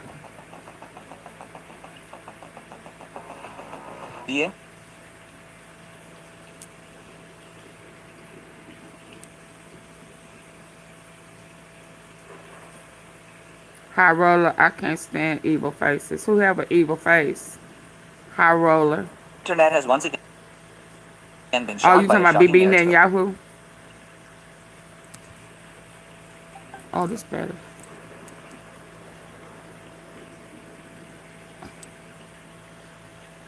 about the fate of Israel. So the one, can you create a poll? You gotta learn how. So I'm not being rude. If no, it's okay. I know how to. What you want the poll to say? Yes. Well, what do you want the poll to say? High roller. Did you hit the like button? You coming over here being kind of, you know. You what you want the poll to say? The Prime Minister. Do I think? Netanyahu. Hi. I'm from. What's NN? What is NN? I can make a poll, but what do you want the poll to say? And let's hit the like button. A report claiming that the global news channel Al Jazeera had released CCTV footage of the moments after Netanyahu's death in an Iranian retaliatory attack suddenly went viral on various social media platforms. However, is this true? Or is this simply part of the escalating cyber war in the Middle East? Let me go to the one that I had before. Oh, okay. Speculation about Netanyahu's condition has been circulating since early March 2026 following a series of retaliatory airstrikes from Iran that targeted vital points in Tel Aviv. I know you lied. Hold on. I know he's not admitting it now. I know this is a lie. Just hold on. Oil production, we're at more than double any other country, so we don't need it, but we did it. It's almost, you could say we did it out of habit. Zero. We don't. I said he admitted it. You know, we Let don't me need do the oil. poll. We have all the oil we need for ourselves. It's one of the great assets that we have. We have double, more than double, what anybody else in terms of oil production. We're at more than double any other country, so we don't need it. But we did it. It's almost, you could say we did it out of habit, which is not a good thing to do. But we did it because we have some good allies there. We have some great Middle Eastern countries there. Now you Israel did it there. because Bibi So we did Netanyahu it for a told lot of you to. reasons. But zero. We don't need, we don't need oil. We have all the oil we need for ourselves. It's one of the great assets that we Yeah. have. Yeah, so if we double, have more all than the oil double we hold what on, anybody else in because terms of Madam sent this to oil me today. production. If we have all the oil we need, why the gas and oil prices and shit going up? So that means our prices don't have nothing to do with this war, right? If we have all the oil we need, ain't that what this lie baby just said? Then why? This is one of the great assets that we have. So why We have is the prices going up? more than double what anybody else in terms of oil production. We're at more than double any other country. So we don't need it, but we did it. It's almost, you could say we did it out of habit. So a big which is pressure. Not a good thing to do. Why is the But we oil? did it because I we mean, have the some gas good allies there. prices We have going some up. great If we got all Middle the Eastern oil, countries there, Israel we there. need. So we did it for a lot of reasons. But zero. We don't need, we don't need oil. We have all the oil we need for ourselves. It's one of the great assets that we have. We have. So why the more than prices double $10? What anybody else in terms of oil production. We're at more than double any other country. So we don't need it, but we did it. It's almost, you could say we did it out of habit, which is not a good thing to do. Who is we? But we did it because we have some good allies there. We have some great Middle Eastern countries there. Allies where? Not anybody else in terms of oil production. We're at more than double any other country. So we don't need it, but we did it. It's almost, you could say we did it out of habit, which is not a good thing to do. But we did it because So we have you're a some good follower. allies there. We have some great Middle Eastern countries there, Israel there. So we did it for a lot of reasons. But zero. We don't need, we don't need oil. We have all the oil we need for ourselves. It's one of the great assets that we have. We have more than double what anybody else in terms of oil production. We're at more than double any other country. So we don't need it, but we did it. It's almost, you could say we did it out of habit, which is not a good thing to do. But we did it because we have some good allies there. We have some great Middle Eastern countries there, Israel there. So we did it for a lot of reasons. Only But Israel. we don't need, we don't need oil. We have all the oil we So need for why ourselves. is It's one our of the gas great prices assets that going we have. up? We have more than double what anybody else in terms of oil production. We're at more than double any other country. So we don't need it, but So he's gouging our gas prices. He's making our gas prices go up, not the war. We have some good allies there. We have some great Middle Eastern countries there, Israel there. We understand? He said we. Mr. Prime Minister, I want you to know that the president asked me to come.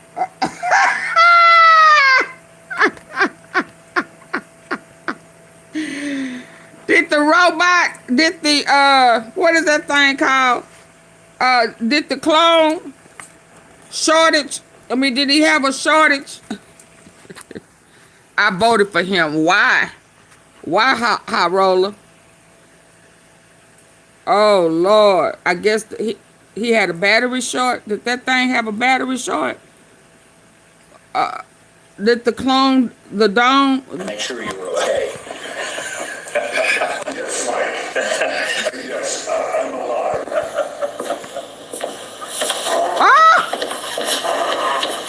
Mr. Prime Minister, I wanted you to know that the president asked me to come to make sure you were okay. He a reptilian? Yes, Mike. Yes, I'm alive.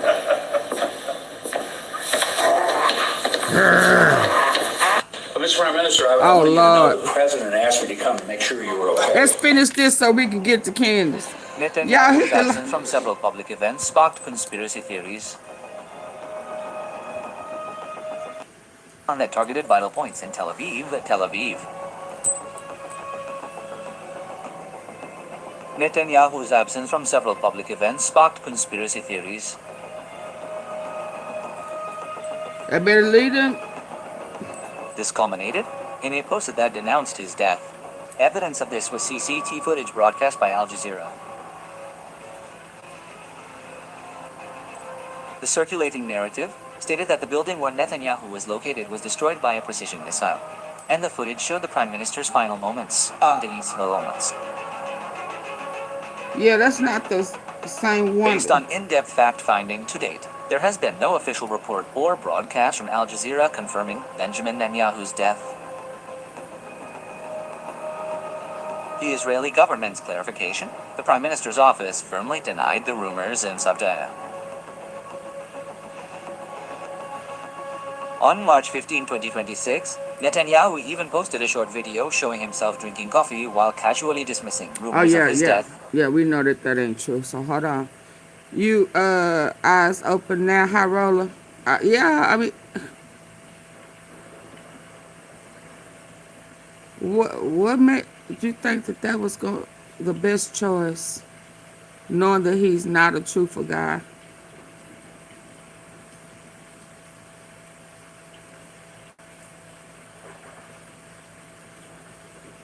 Okay, let me get here.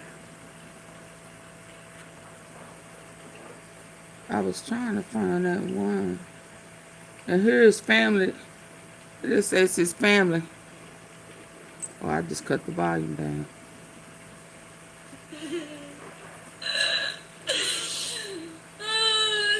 Yeah, Putin was one of the ones that confirmed it.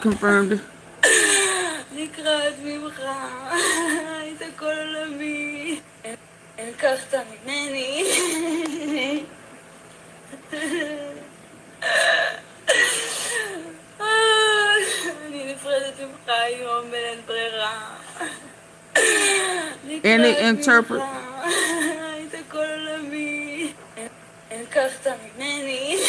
Why you? I'm voting to. You didn't know enough. Don't vote for nobody who is APEC that get a donation from APEC. May we never make that mistake again. Hold on.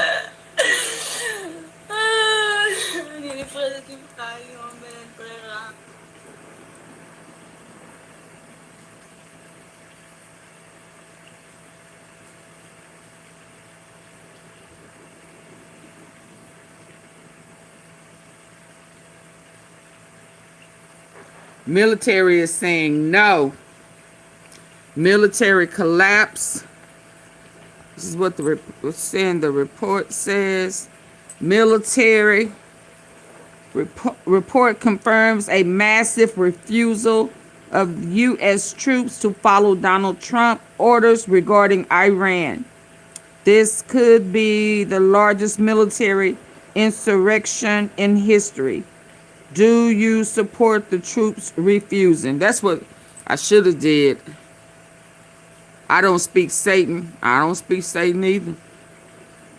Do y'all agree with the refusal to go to that war, to fight?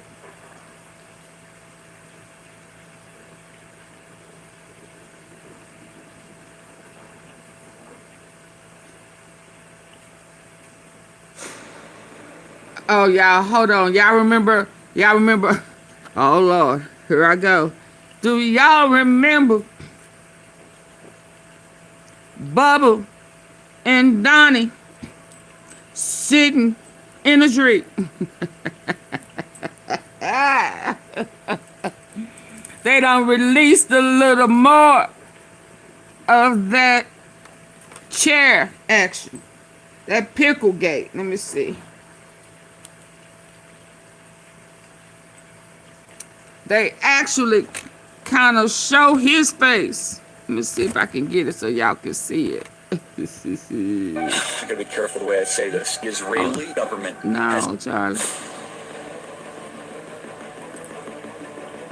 No, we already know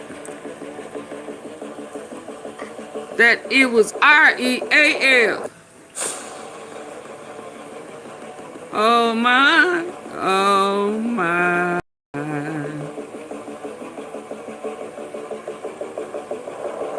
Let go. Oh, oh. Oh. That's when he was down on his knees, begging Bubba, please. Please let me eat that pickle.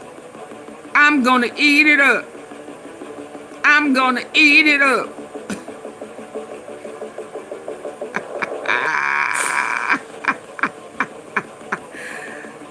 Woo! What's room temperature? The president now, he ain't room temperature. Ain't he cold? Y'all remember that? Oh my God. Y'all think they finna start letting go more evidence, more videos? Well, Lord have mercy. They go Bubba and Donnie. He's trying to cool it off. Blow, blow, blow.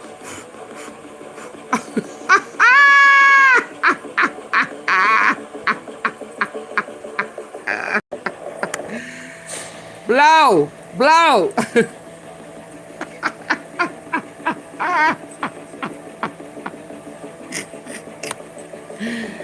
Gotta be careful. We know, Charlie. I got something for you too. We got an OG for rescue 12-year-old. Rescue 12-year-old. Oh man, I don't know what I was saying about that. Rescue 12 years old. Okay, so y'all, they saying that there's a zombie alert. Do we know anything about constable cells? So this was at, I guess, the police department on the wall. Or maybe that's the zombies when the people are high. Says taking the first step. So this must be about drug. Constable cell. And then it said eviction questions. Eviction process. What the hell is a zombie attack? What's a zombie attack?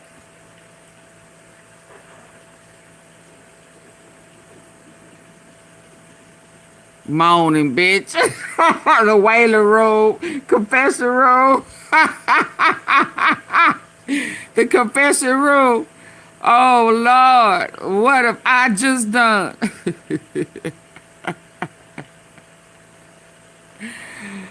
Y'all, what's a zombie attack? Is that when the folk be walking around being zombies? Why would that be in the police department?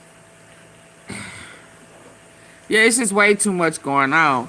Hold on, y'all. I just be having, because once I come over here, I look good Bubba and Trump. I showed y'all that one. What? I don't remember this one. Oh, they was trafficking kids.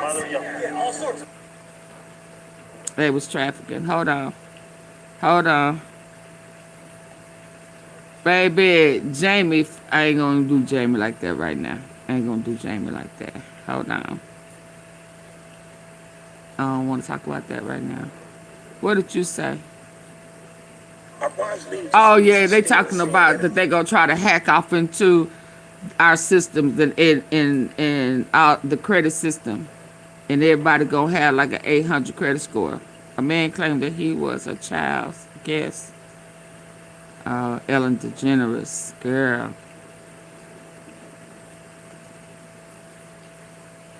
Hold on, y'all. No. No. No. No. No. No. What? Call Zelensky. Everybody saying no. No. No. No. No. No. No. What? Call Zelensky.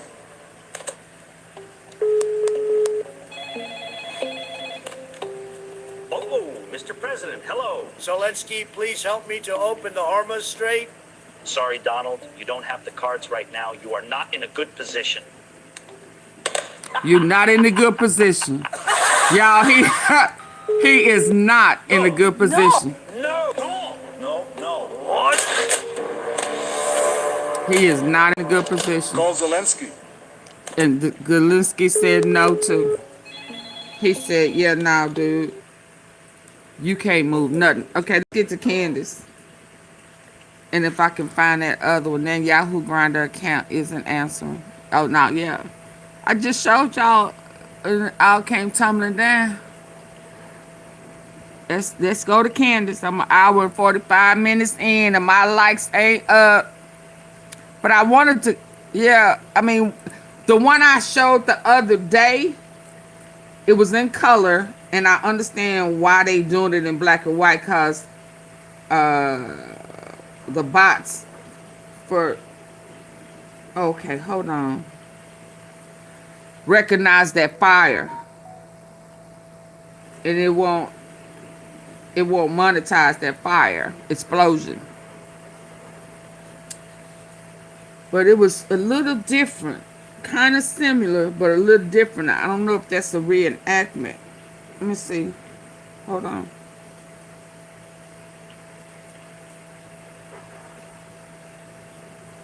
Is Israel an ally of the United States? No. Do you say Israel is not an ally? So if they're not an ally, then it's just all about the New World Order. Hold on. I don't know why this is not staying up. Hold on. Get the likes up, y'all.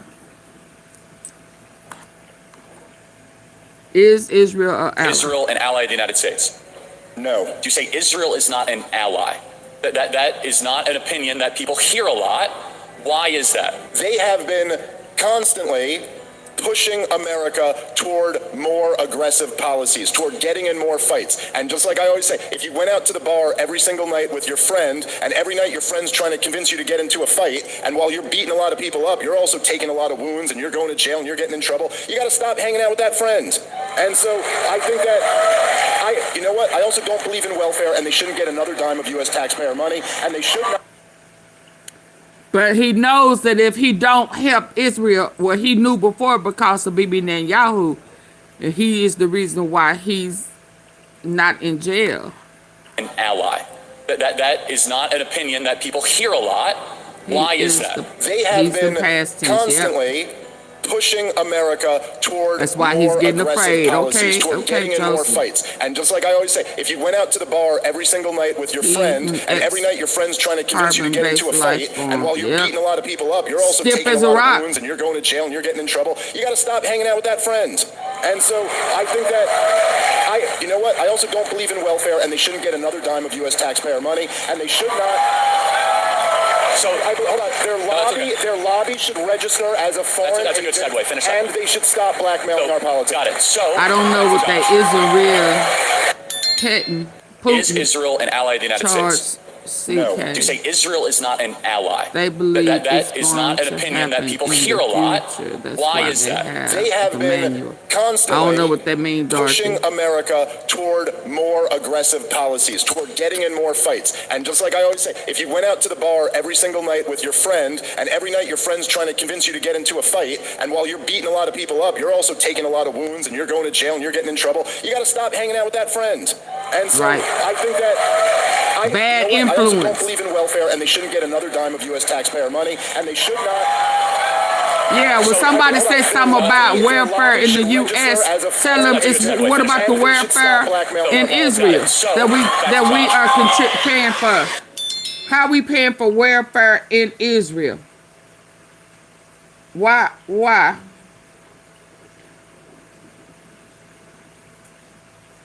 Charlie Kirk was killed by the billionaires who owned him, and his wife allegedly knew. Only Jews understand how elite power actually works. Here's the full story. Billionaires write 9-figure checks to politicians. Politicians give billionaires loyalty. You think presidents are powerful? They're not. When billionaires meet with presidents, the presidents sit at the bottom of the table. Billionaires are the boss. Are we listening to what I good here? Charlie Kirk was killed by the billionaires who owned him, and his wife allegedly knew. Only That Jews owned understand how him. elite power actually works. Because he Here's took the full that story. money. Billionaires write 9-figure checks. Charlie Kirk was killed by the billionaires who owned him, and his wife allegedly knew. Only Jews understand how elite power actually works. Here's the full story. Billionaires write 9-figure checks to politicians. Politicians give billionaires loyalty. You think presidents are powerful? They're not. When billionaires meet with presidents, the presidents sit at the bottom of the table. Billionaires are the boss. Politicians are the employees. Every person you voted for was handpicked by a billionaire. Here's the Charlie Kirk story. There are claims Erika didn't marry Charlie for love. She married him because billionaires already told everyone Charlie would be president someday. Everybody knew Charlie was being groomed for the White House. Erika would be first lady. Erika was the operator. So she was the handler. Charlie Kirk was killed because she was already a part of the cult. I've been trying to tell y'all she was groomed. She was a Trump first by way of those pageants. But hell, now we know her mama, her family, Lombardies. Okay. By the billionaires who owned him, and his wife alleged.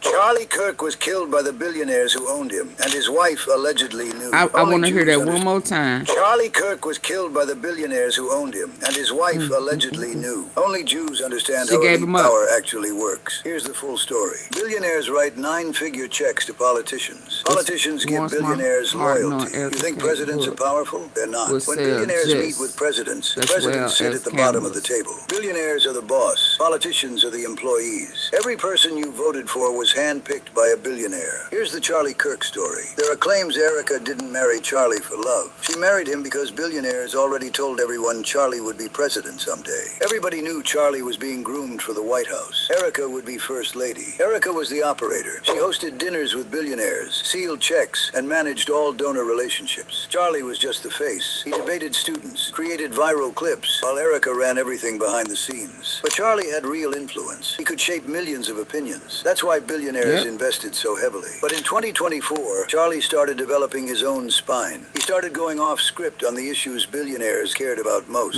Going off script means he stopped following their orders. When someone who can shape millions of opinions starts going off script, billionaires knew they had to get rid of him. So they used...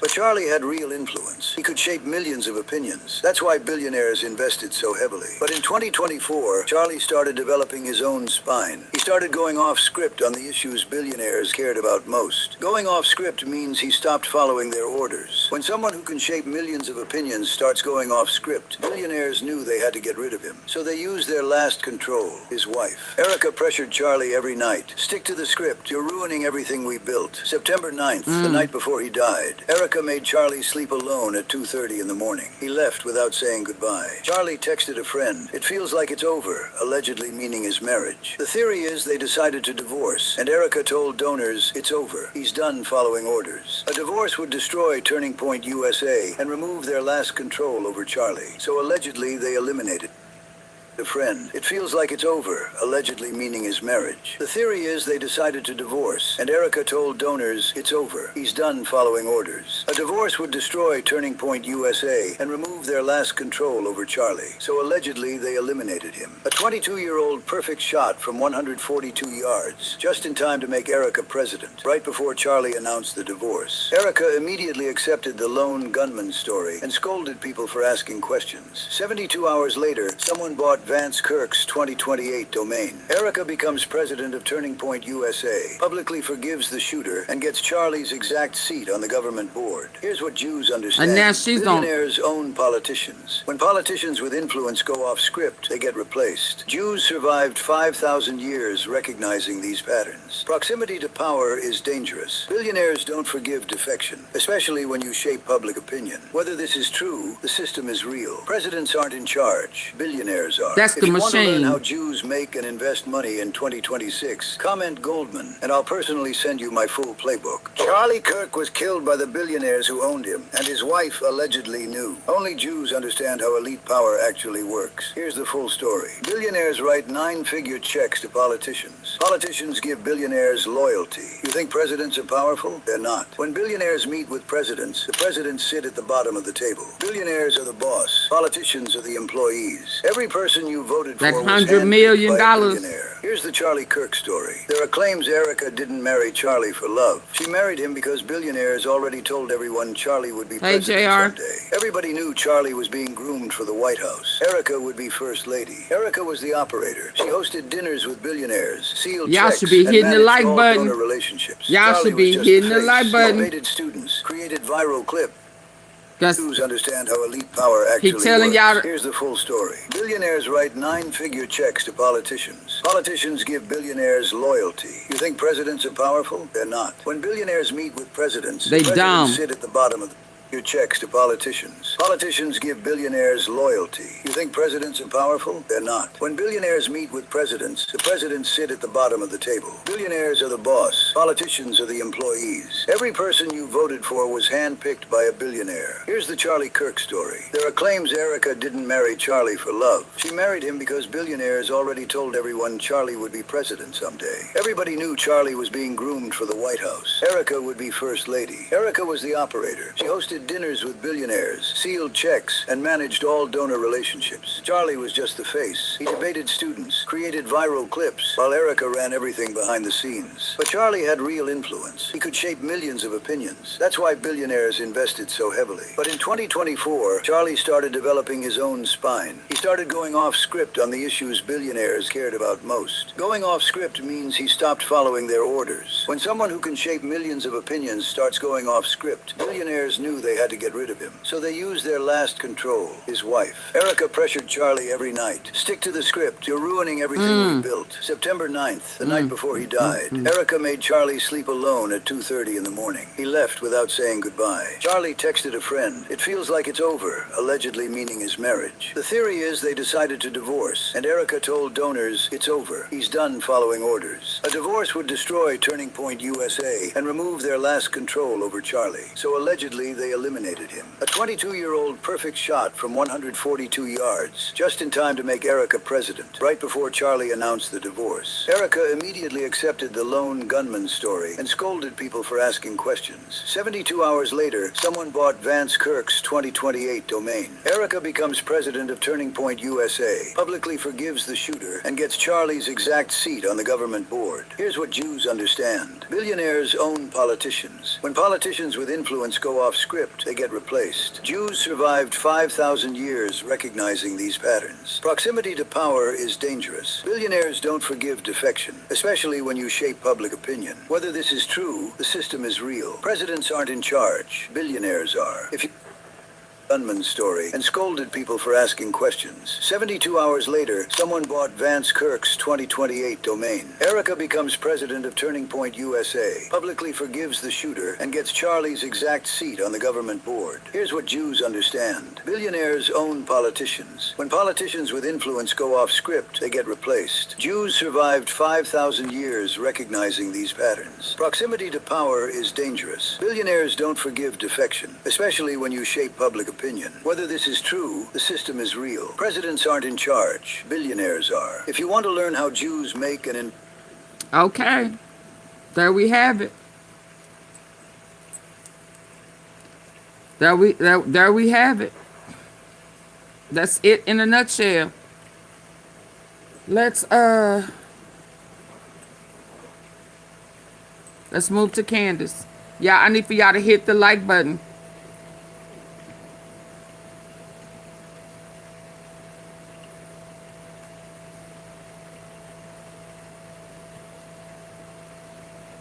All right, you guys.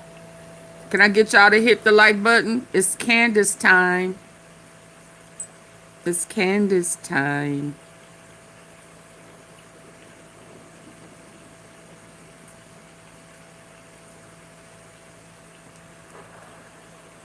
Let's go. Nice happy Wednesday to everyone except Andrew Colvett. Yeah, because yesterday he went on to Dave Rubin's show and he said that Erika was not seeking the spotlight. Take a listen to this. Erika has always been tremendous, and she never sought the limelight. She was always very happy to sort of be doing her own thing and just be supportive of Charlie. He said what? I gasped. Seeking the spotlight. Take a listen to this.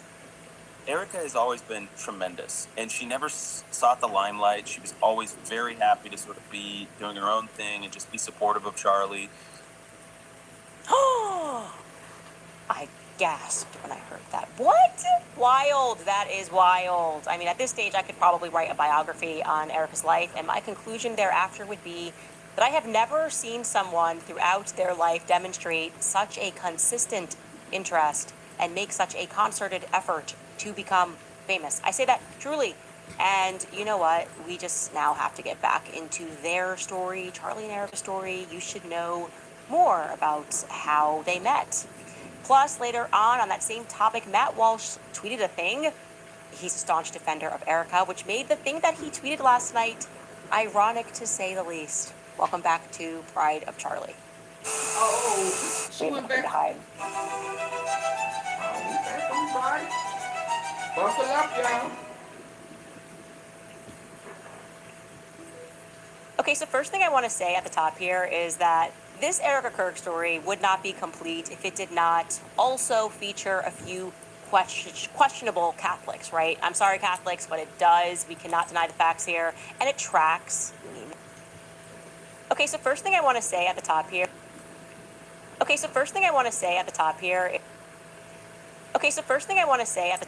Is that this Erika Kirk story would not be complete if it did not also feature a few questionable Catholics, right? I'm sorry, Catholics, but it does. We cannot deny the facts here, and it tracks. We've been going through this journey. We've got filthy evangelical pastors. We've got shady Mormons. We've got terrible Jews. This is like a game of Pokemon at this point. We have to catch them all.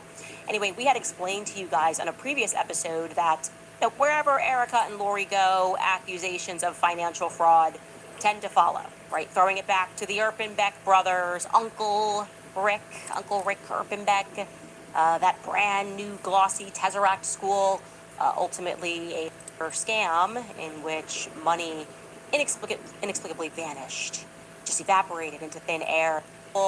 Ultimately a charter scam in which money inexplicably vanished, just evaporated into thin air. The school went bankrupt, and that's where Erika went for elementary school. So it's like literally Ohio, and then she goes to Arizona, and it's got these financial things kind of just Thank you, surrounding hot them. chocolate. Then we happened upon Hey, some Auntie interesting P, how are you? information. We learned I'm that good, baby girl. Tesseract How are you? afterward became Notre Dame Prep. Wait. And I was like, well, how? Until I can it send turns out, $500 as and I was always. asking, how did the Catholics get involved with that? Tesseract That's school your plan? is definitely a very Jewish school. Lord. Well, it makes Bless sense. the Lord. I guess in this story, because Erika can be at various times Catholic, Bless the evangelical, Lord. or Jewish. It just depends Thank on you, baby girl. the I audience that appreciate she's trying it. to get a check from. But there, we have seen there is a current Catholicism that is Y'all, floating can y'all in this hit that story. like Obviously, button for as I that told big you, green church that Charlie was super attending, chat? the priest that she takes Show with her Chocolate everywhere, some love for despite blessing denying Auntie that P. she's Catholic or whatever. She took him with her to Please. Utah when Charlie died.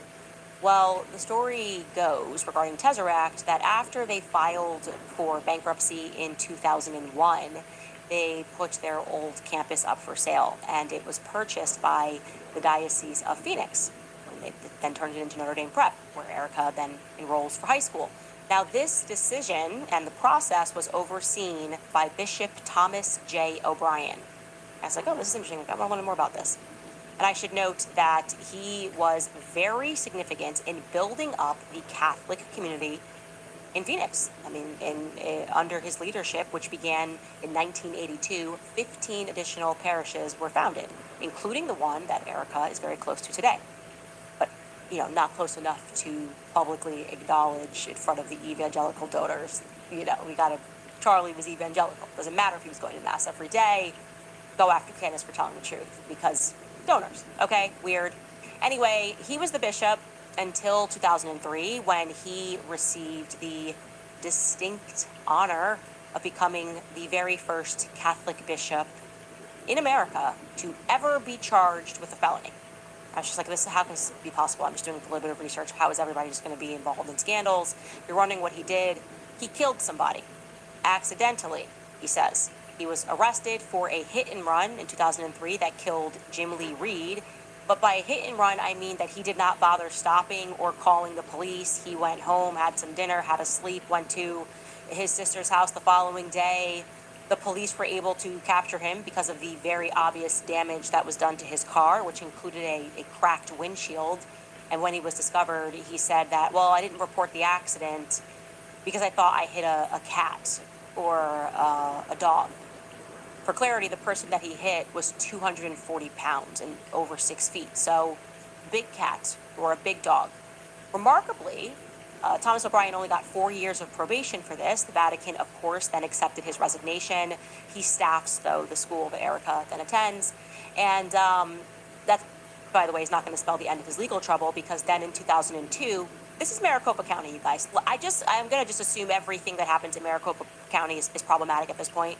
But in 2002, prosecutors initiated a grand jury investigation into charges of sexual abuse by Catholic priests, that were staffed by O'Brien. He became the target of the investigation for allegedly covering up the allegations of the priests who he had staffed. It's sounding a bit reminiscent of when we talked about Calvary Chapel and how they were kind of intentionally going around and finding these pastors and rehabilitating them and moving them around who had connections to sex abuse, right? Well, he doesn't want to go to prison again. He didn't go the first time, but he's worried, and in exchange for immunity, he just comes clean. He admits that several times during his 22-year tenure, he had placed children in harm's way by transferring priests who had been accused of abuse to his parishes, and that he did not inform the parishioners of doing that or his new superiors. So again, I will ask the question, what goes on in Maricopa County? It's obviously not anything good. Why does it seem to me that there happens to be so much corruption? It's just like an established colony of corruption. It is, I believe, factually the most corrupt county, and I'm talking about in politics in America. Who is driving that corruption? We get closer throughout this series. Anyway, I wanted to just pop that in and tell you that, because it's just remarkable that the most basic fact checks, you're in Arizona, you land upon these things nonstop. Now we're going to jump right back into our Erika timeline, because boy, do I have something to share with you regarding 2018. Let's jump in where we left off. So in 2015, Erika is 27 years old, okay? It is entirely unclear what she is doing for work. And it's important to stress, she's 27 years old. This is not 18, 19, just got out of the house, don't know what I'm doing. I'm just wondering, how is she affording to live, okay? She's still dating JT Massey during this time. We also have that on July 11th, Lori Franspey and Tyler Boyer and Erika are going to be behind Donald Trump for his presidential campaign rally.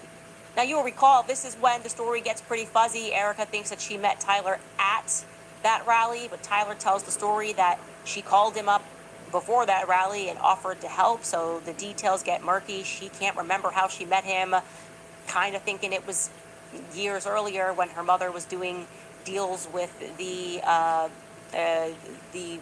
Farnsworth family for EMPs and getting money again from the government for fear-mongering. There's going to be these EMP attacks.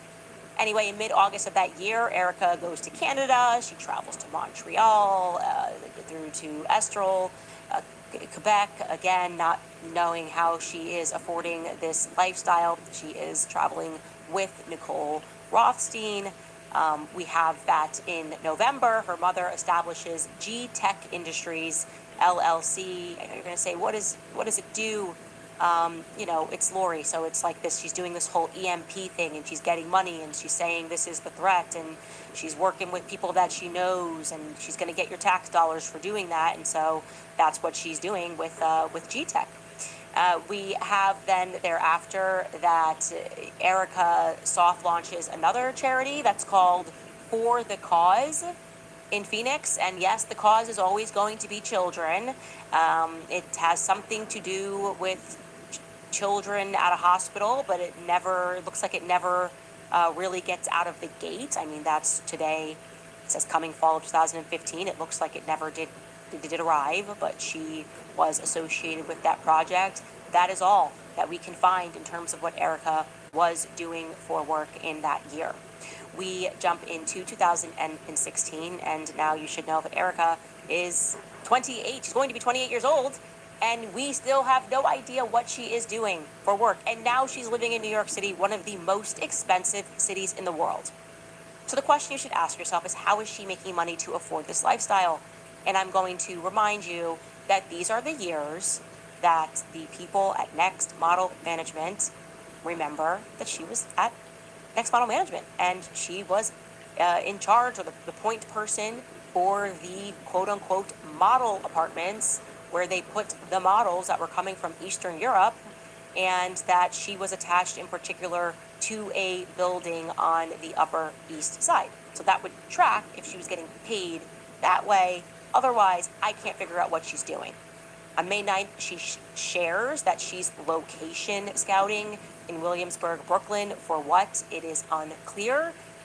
You know, in the past, she's made statements that she was a casting director. Casting directors are not the same as location scouts. So this is kind of the Jane of all trades thing that she is consistently selling. Later on in the future, she's going to claim that this is the year that she launched Bible in 365. On a future post, she says, in 2016, I started Bible in 365 in my New York City apartment. That is objectively untrue according to corporate filings, okay? That just did not happen, but she alleges that in a future post. This is also a year that her mother is just going to receive an honorary degree conferred upon her at the university I've never heard of, AATC University graduation program. That is Lori, not Erika. To be clear, the picture is a little blurry, but they just get things. They just get things handed out, and it's AATC. To be clear, stands for Advancing Achievers Technology and Cybersecurity University. In August, Lori will then go to Utah and attend an expo. Utah, of all places, for G-Tech Industries. So she's kind of looking for people to buy into what looks to me to be a scam, okay? Protect yourself from an EMP attack. It's this constant fear-mongering that she's going to do. I've said my feelings about Lori Franz Faye, so I will leave that alone. But that's what she is doing. And in August, we find Erika somewhere in the Mediterranean. I could not figure out where she was. My guess would be Croatia or Italy, based on the water that certainly is the Mediterranean Sea. Again, unclear how she's affording this lifestyle to be able to travel the world and do these sorts of things while living in New York City and not having a job that is apparent to us. Lori then releases an intent to sell G-Tech Industries to Saxon Capital Group. A little fun fact here, Saxon Capital Group is actually Lori. Lori is an 86% owner of Saxon Capital Group. They released this onto PR Newswire, and then it turns out that years later, Saxon Capital Group, with Lori as a minor partner, they're going to file for an IPO, and they're like, yeah, no, we actually never did that deal. So just a little bit more of Lori trickery, oh, I'm selling my company, and then she doesn't actually sell it to them, according to them. 2017, Erika is going to get busy, but once again, we're not going to really understand what she's actually doing, okay? She's doing everything and nothing at the same time, always. Reminding you, this is a 29-year-old woman. She's about to be 30. Okay, you can't just, not do something in life unless you're unspeakably wealthy. I guess that could be the lifestyle, but that's not the circumstance for Erika Kirk. On January 12th, she establishes the Elm Group LLC. Okay? No idea what this company does. Nothing makes sense in terms of what this company does. I could not figure out what this company does. If you know, please let me know. Maybe you've worked with the Elm Group. I'm going to go with Erika's kind of doing what her mom does and just creating a lot of LLCs. There's no description that is offered on those documents. On February 1st, as you guys may have seen, she then appears in this documentary that's called Black Start by Patria Patrick. The documentary also features the CIA director, James Woolsey. Now, I want to say this documentary is about EMP attacks, right? And how the government needs to prepare for them. So it's a bit more of her mother's propaganda, so to speak. And she is going to present her mother's business model. I'll let you take a listen to a quick clip of this. We have 5 major threats that make our grid extremely vulnerable that we've presented to congressional officials. 1 being cyber, 2 being hackers, 3 being physical threats, 4th one is solar EMP, and the 5th one is man-made EMP. So the concern that we have is that we put out this critical information, and when we go over this risk analysis, they hear what we're saying, but they don't want to take action. When she says we, I don't know who she's speaking about. I don't know why she has the background to be featured in this documentary. You know, there were a lot of people online that were kind of trying to minimize this and be like, oh, well, it's not, the CIA is not involved in this. It's just the director is featured in the documentary. You can't just like ring up the CIA and ask them to be in your documentary. I want you to know that's not a thing. So think through the common sense there. If I want to do a documentary on EMPs and I'm just a random girl that is like in pageant world, that's pretty much all she's accomplished at this point in her life, right? How am I getting the CIA involved in that? Like, there's obviously a connection there, and it just annoys me when people are constantly trying to offend us. Like we're just so stupid that, no, nothing to see here ever. That's just, the CIA director just normally does that. You just gotta hit him up, call a 1-800 number, and he'll be featured in your random documentary too. And again, what qualifies her for that, nobody knows.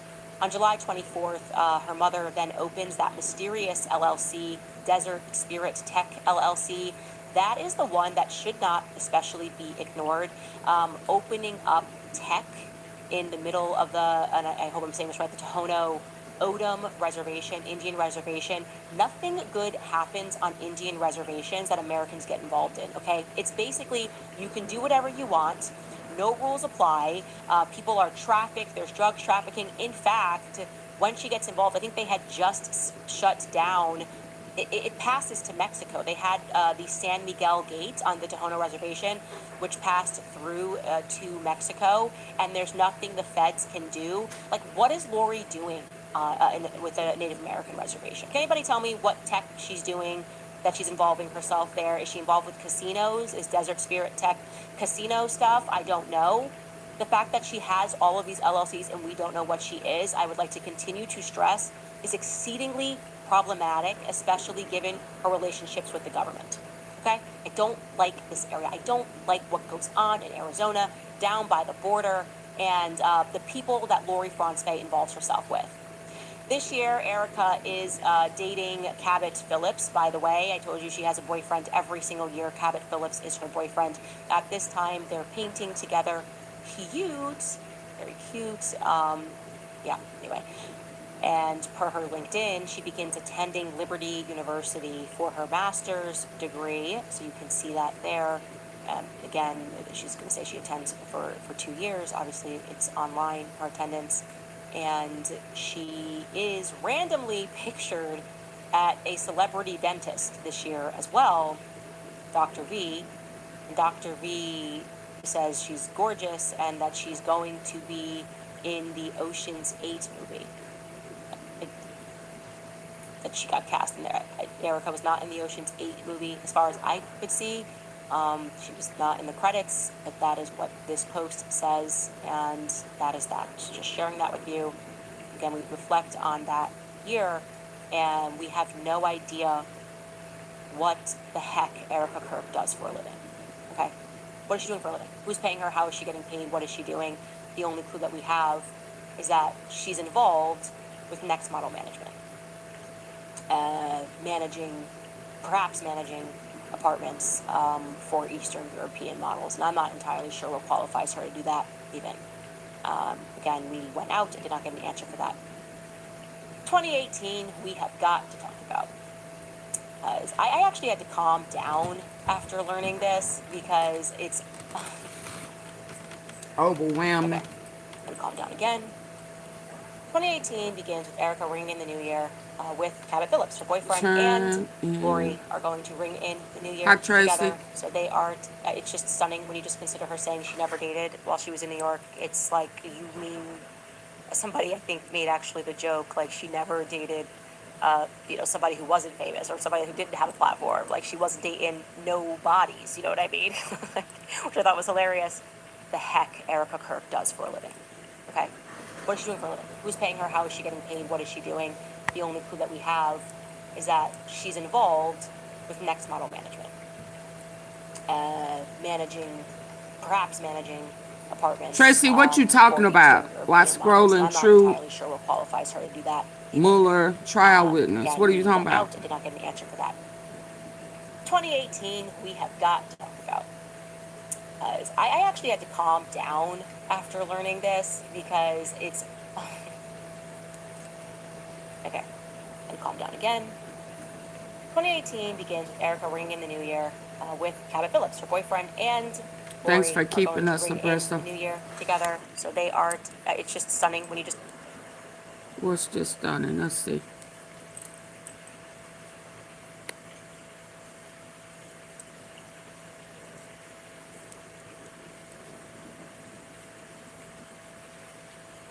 Y'all, please hit the like button.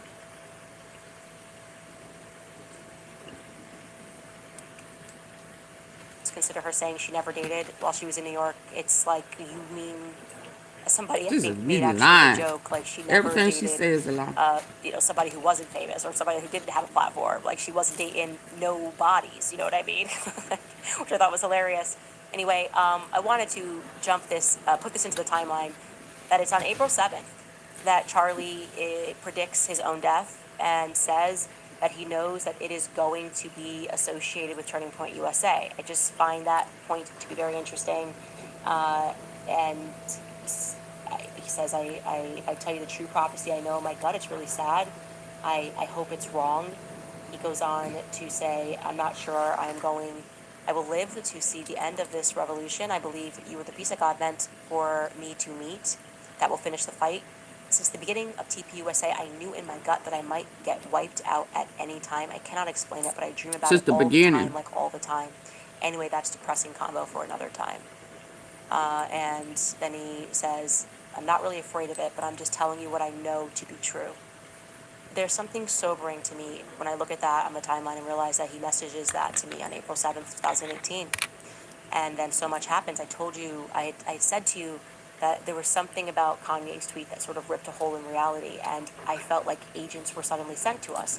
That was me just explaining to you how I felt things changed. A lot of fake people started surrounding us, and it felt like they were trying to artificially pull us apart.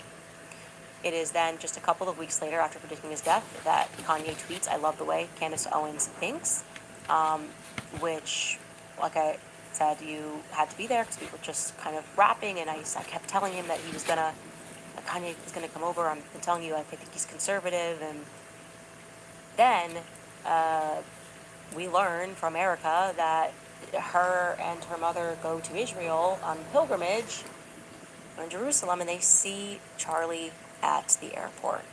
Like that was just a natural thing. And her mother says, well, you should go up to him. That her and her mother go to Israel on pilgrimage in Jerusalem, and they see Charlie at the airport.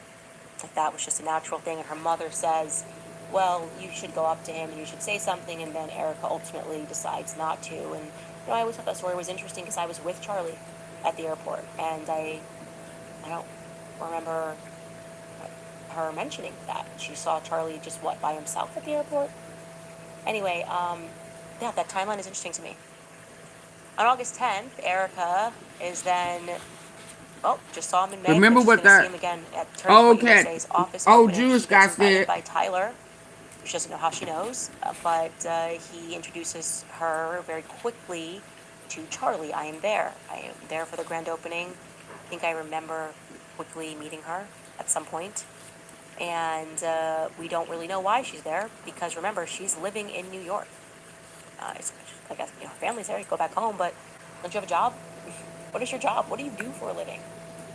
And this is around the same time that Erika is communicating that she's doing deals, real estate deals with her family, to various people. Then comes September, where once again it is arranged by Tyler Boyer for Erika to meet Charlie, this time one-on-one for a job.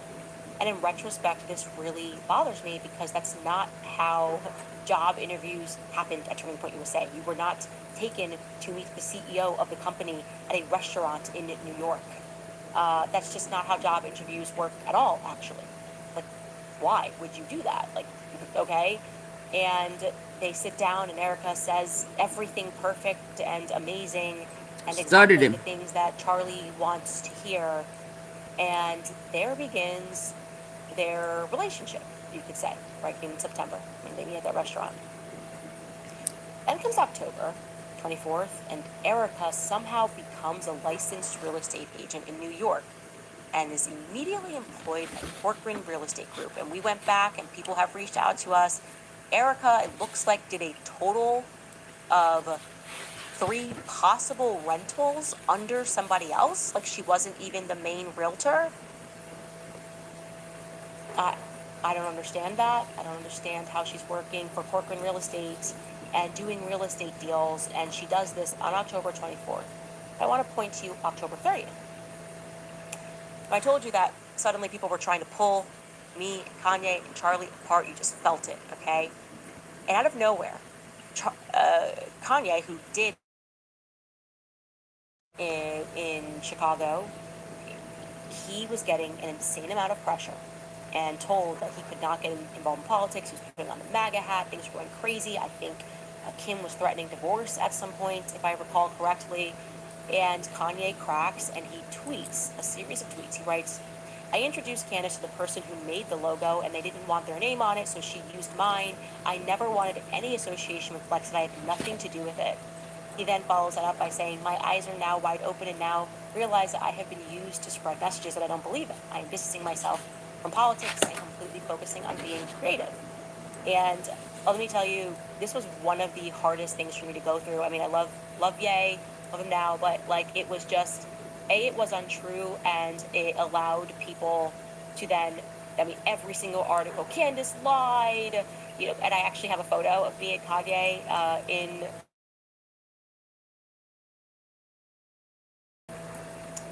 I get reached out, somebody reached out to me. Sorry. Get reached out to by, Let me back I it want to up. point to October 30th. I need for y'all to hit the like button. I told you that suddenly people were trying to pull. Double tap the face of your phone. You just felt it, okay? I hit the 3 dots at the top. I'm going to shut it down. Kanye, who did actually help me design the Lexit logo in Chicago, he was getting an insane amount of pressure and told that he could not get involved in politics. He was putting on the MAGA hat. Things were going crazy. I think Kim was threatening divorce at some point, if I recall correctly. And Kanye cracks and he tweets a series of tweets. He writes, I introduced Candace to the person who made the logo and they didn't want their name on it, so she used mine. I never wanted any association with Flex and I had nothing to do with it. He then follows that up by saying, my eyes are now wide open and now realize that I have been used to spread messages that I don't believe in. I am distancing myself from politics and completely focusing on being creative. And let me tell you, this was one of the hardest things for me to go through. I mean, I love Ye, love him now, but like it was just, it was untrue and it allowed people to then, I mean, every single article, Candace lied, you know, and I actually have a photo of me and Kanye in the Trump Hotel in Chicago, and I didn't know what was happening, and I, you know, at the time called a friend, and they were like, you don't know what he's going through and what sort of pressure he's going through, and Charlie and me were just devastated. We were devastated by this because it made us look like we were liars, okay? And we were in a position where people wanted to see us fall, okay? Why am I telling you this? I get reached out, somebody reached out to me. Get reached out to by a young woman in New York. And she says to me that at this time, she said, oh, you know, Erika knew Kanye. And I said, Erika knew Kanye? What are you talking about? Erika never knew Kanye. She said, no, Erika knew Kanye. And I said, nope, she wasn't even in the picture in April when Charlie and I were doing all the Kanye stuff. She's never been with him, saw pictures, whatever. What are you referring to? And I just assumed that this was like maybe something that Erika said, you know, lies all the time. Maybe she was just like, oh, now I date this guy, now whatever. And then she says, no, I have like actual proof that when all of that stuff was going down with you and Kanye and Charlie, that Erika was backdialing and telling people that she knew the people that were around Kanye, that she had family that was around Kanye and pushed for that tweet to go out. Okay. Samson's adversaries. So I said, can you get me some proof of that? And this young woman And New York got me the proof of that. Proof that, at the very least, Erika was making that claim.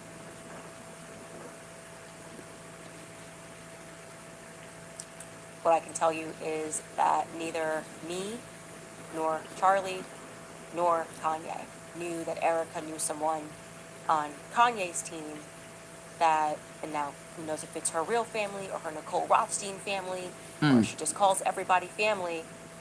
But you're telling me she's playing like she's some cute new girlfriend watching us go through this entire thing, being absolutely heartbroken, and yet she's like on the side telling people that she knows like why that went out. She knows why Kanye, like, his hand was forced. Let me tell you guys right now, say something right now. I will find out who in Kanye's circle knew Erika when that tweet went out. I will find out. I will call Ye and I will find out. I will figure out how duplicitous this woman is. That she is playing the role of, oh my gosh, I'm so sorry that this is Wouldn't she happening know to you, while Kim? telling people that she's playing. Didn't her sisters model? People that are pressuring Ye to do this. Okay? It took me a lot to process that. Like I said, would not put this out here unless I was 100% certain of it. I am at 100% certainty that that is what Erika told. This young woman had receipts. So she, in my book, Erika, is a whole fraud. Just a whole fraud. Right. And then to jump back into this timeline, look at this. We don't know what she's doing. Suddenly, It took her a she long gets her time to racing get license. here. And I'm just going to say that it's long been understood that real estate is a really easy way, a really easy means to move money. Okay? So she sits down with Charlie. Suddenly, she gets her real estate license. Kanye's tweeting, peace out, Blexit.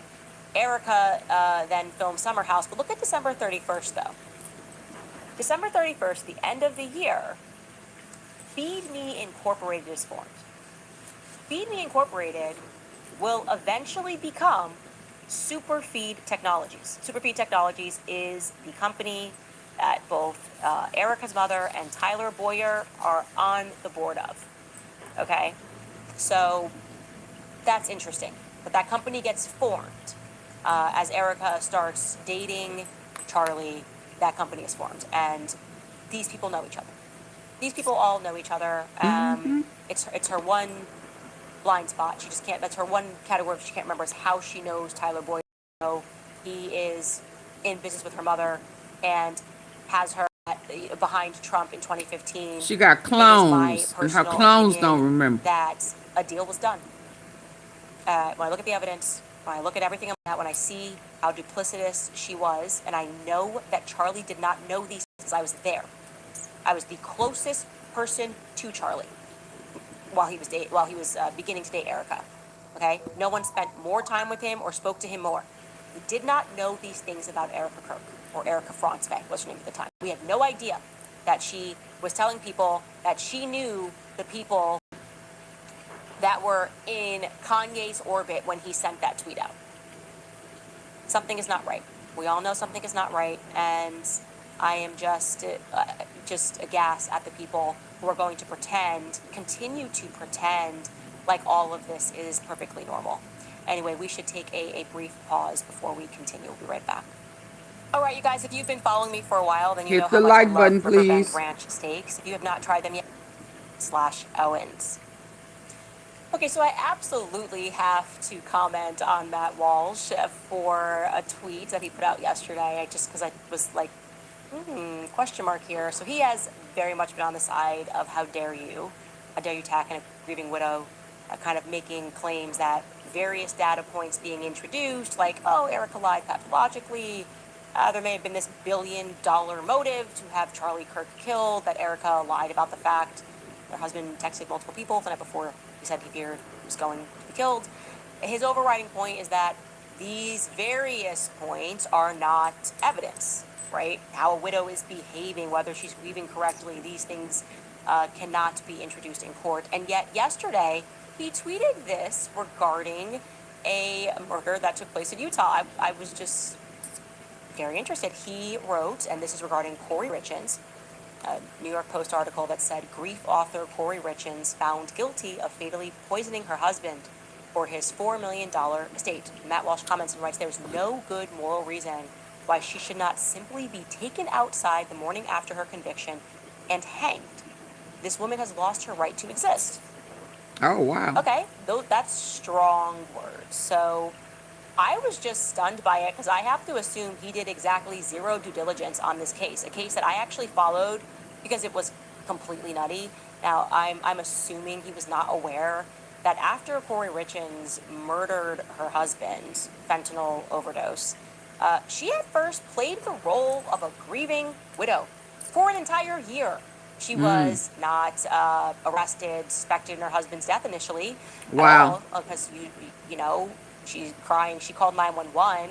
In fact, she was so bold in her grieving widow stage that she wrote a book, a children's book regarding grieving. And she did a little local book tour where she actually repeats some of the things that we've heard Erika say, like, you know, the nights are the hardest.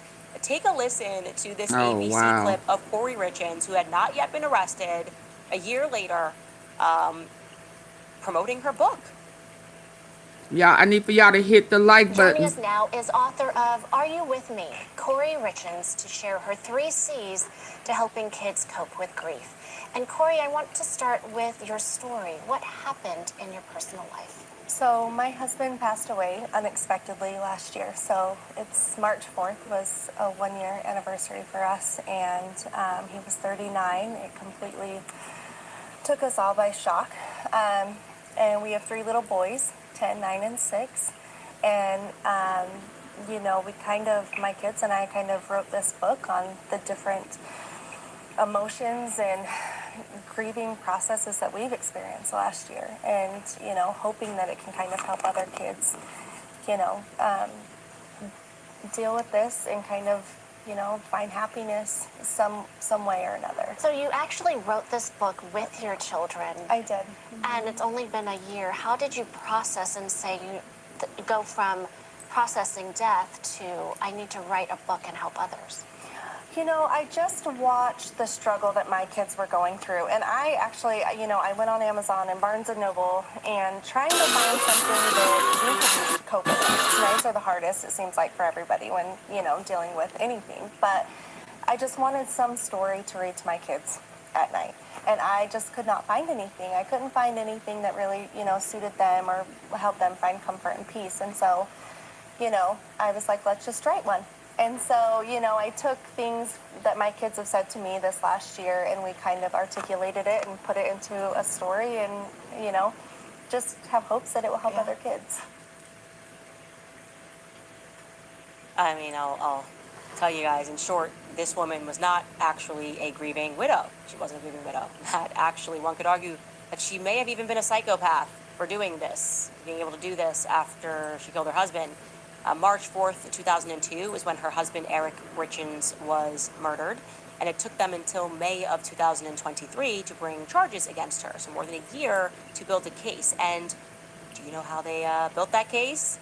People who actually cared about Eric and offered various details, and like they do for Charlie.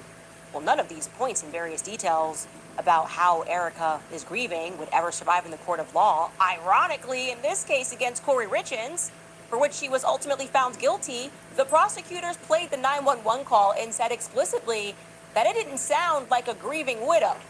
Okay, take a listen. We're going to listen to the first part, actually most of the 911 call again. I ask that as you listen to it, you'll hear the first minute. The first minute is not the sound of a wife becoming a widow. To echo her friend Chelsea Barney, the first minute is the sound of a wife becoming a black widow. Her own friend said she's not grieving right. She sounds like she's become a black widow, not a widow. And it gets even crazier. They weren't even able to prove how she poisoned her husband. Check out this headline, okay? Prosecutors in Corey Richins' murder trial could not prove how she poisoned her husband. They didn't need to. So they literally did not know how the fentanyl got into her husband's body. The article tells us, quote, to prove their case, prosecutors relied largely on circumstantial evidence to tie her to Eric Richins' death. Cases based on direct evidence are not necessarily stronger than those that rely on circumstantial evidence, legal experts say. Unlike direct evidence, such as eyewitnesses or recordings of a crime, circumstantial cases require jurors to determine a defendant's guilt by weaving together indirect evidence. In Corey Richins' case, prosecutors focused on potential motives for Corey Richins to kill her husband, and the actions they said show that she had a guilty conscience after his death, both elements that can illustrate a defendant's state of mind. They also used digital records to corroborate key witness testimony, which strengthened their circumstantial case. Quote, all of these things together start to add up, and the prosecution builds this huge mountain, end quote. And you should know that in this particular case, they relied on things like the fact that she was in financial distress, that she had been having an affair, that he apparently wanted a divorce, that she was, as you heard, grieving differently or not at all. They also found a life insurance policy that they deemed to be fraudulent. Now, I'm sure her attorney argued that it was just a clerical error or whatever. Oh, wow. But they found it to be fraudulent. And of course, she was set to inherit millions with him gone. The star witness of the case was actually a housekeeper named Carmen, who testified how Corey would come to her and ask her to buy drugs on her behalf, which allowed them to then speculate that this is how she got her hands on an illicit street drug.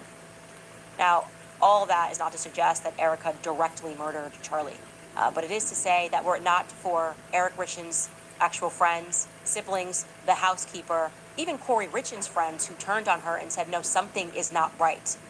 She's not behaving correctly. Something is off. People who were willing to stand up and do what you guys describe as immoral or evil and demanding a further investigation when nothing makes sense. If they hadn't compiled those other facts, were it not for their willingness to show text messages, private correspondences from Eric, showing the messages to the public, to the investigative team, and to refuse some foregone conclusion that spouses simply would never have a hand in the murder of one another, which actually flies in the face of reality. The reality is that you're most likely to be murdered by someone you know. That's just a fact of life. But were it not for those people who did not accept the narrative of his accidental ingestion of fentanyl, Corey Richins, the woman that you believe should be hanged for poisoning her husband on the basis of substantial evidence, would probably today be considered a brave single mother trying to clean up the mess left behind by her husband's untimely death. So what I would say is, here is what I know. Grieving widows do not lie about threats that their husbands were facing the night before their deaths. They don't lie about that stuff.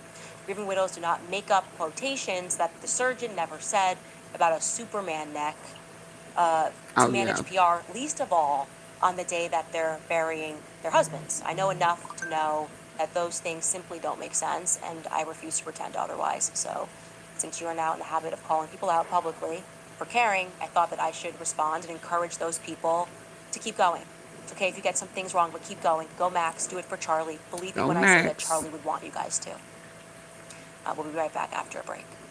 All right, you guys, this episode is brought to you by Native Path Grass-Fed Collagen for better bones, joints, skin, hair, and nail threat to their bottom line. It has a plethora of chronic ailments. Wendy'sInvaderState.com/Candace. All right, you guys, top comments from our episode yesterday. Number one, I loved this. Someone wrote, so we are not supposed to attack Erika Kirk because she's a widow, but even though Joe Kent is a widow, we can attack him because he is anti-war. Got it. Look, I don't write the rules, but yeah, they are this ridiculous. Just make them up as they go along. And Lady Ray Perland writes, the notion of being called a Nazi because you don't want to go to war is wild. Yeah, Nazi just has no meaning. It's like, just everybody, okay, we're all Nazis. Okay, cool. Give us our Hugo Boss. Like, it's just so ridiculous. Nazi. It has no meaning. It doesn't land. Nobody cares anymore. Like, there is just no appetite for being shocked when someone is called a Nazi anymore. Also, jumping into comments for this episode, Actually, I do want to shout out to people. I want to say that this series has been made possible by just so many people around the world that have given us little tidbits, people online who have similarly been fighting for justice for Charlie. And all of these small accounts, I just feel like they're never going to get a ton of credit for the things that they have done and how they have assisted various things. So today I just wanted to shout out, and I should be doing more shout outs, but underscore Lynn's Mac on Twitter goes by Real Truth, Real Justice. I just wanted to shout her out in particular. For the hashtag Justice for Charlie. There are so many accounts that are like this, and Lynn's Mac is a real one. I'll leave it at that. And to get into today's comments, after Mrs. W writes, after the last 2 episodes, I'm starting to wonder if you're pregnant again. Pregnant Candace is fire, and I'm so here for it. Love you so much. Go Max. That's so funny. My PR person called me and told me that he said the exact same thing this morning, and I was like, man, I really have a pregnant reputation. Like, if I have been fired up lately. Seriously, I feel you guys. Everyone's saying that is so funny, though. I see you guys in the comments. She must be pregnant. She must be pregnant. Jenna Ped writes, I so wish I could hear you speak and pray tomorrow at the Catholic for Catholics event. I have been offering my daily masses for you and your family, offering my mass for you tomorrow on the Feast of St. Joseph. Truth wins. Christ is King. Mary is Queen of Heaven and Earth. Keep going, Max. Thank you so much. And also, all of the emails from Catholic World make me so happy. I did want to show this email, not the email, but the picture, because it made me really happy. I hope she doesn't mind. It was just one of our fans, Cradle Catholic. She purchased our I Told My Priest I Would Chill sweatshirt and then snapped a picture with her priest, and it's just adorable. So I just wanted to show that. And she's like, I'm like you, I'm super feisty, and they just look very happy here. It just was a bright spot in my morning. So there you have it. Speaking of which, if you would like to get your own gear or your own kit, we've actually just dropped our Make Him a Sandwich line and all of our gear, which looks really good, by the way. Look at online. Not bad. For a cook like I do. Look at that. Very good quality. We are stepping the game up. Look at that.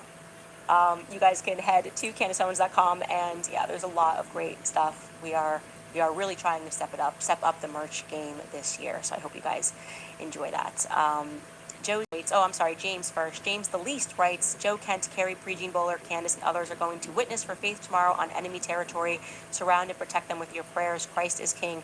Truly do pray. I mean, it's just, like I said, so crazy the way that they have attacked this event. And it's always the gang stalking. It's the phone calls. It's like, why are Catholics not allowed to meet and pray?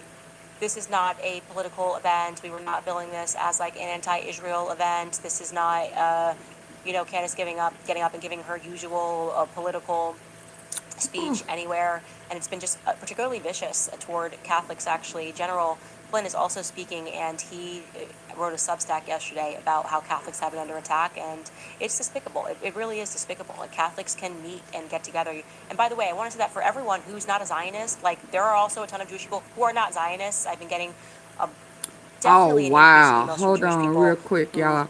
A guy that I don't remember him. No, I don't remember him, but he is my Facebook friend, and he posted this. You can't see it, but it says, I am a Jew, I am a Zionist, and I am proud. And I was like, oh wow. Y'all do know I think I sent a message that said, are you for real? And if he says yes, bye. It's a bye for real. A big bye. Yeah, no. Let's go.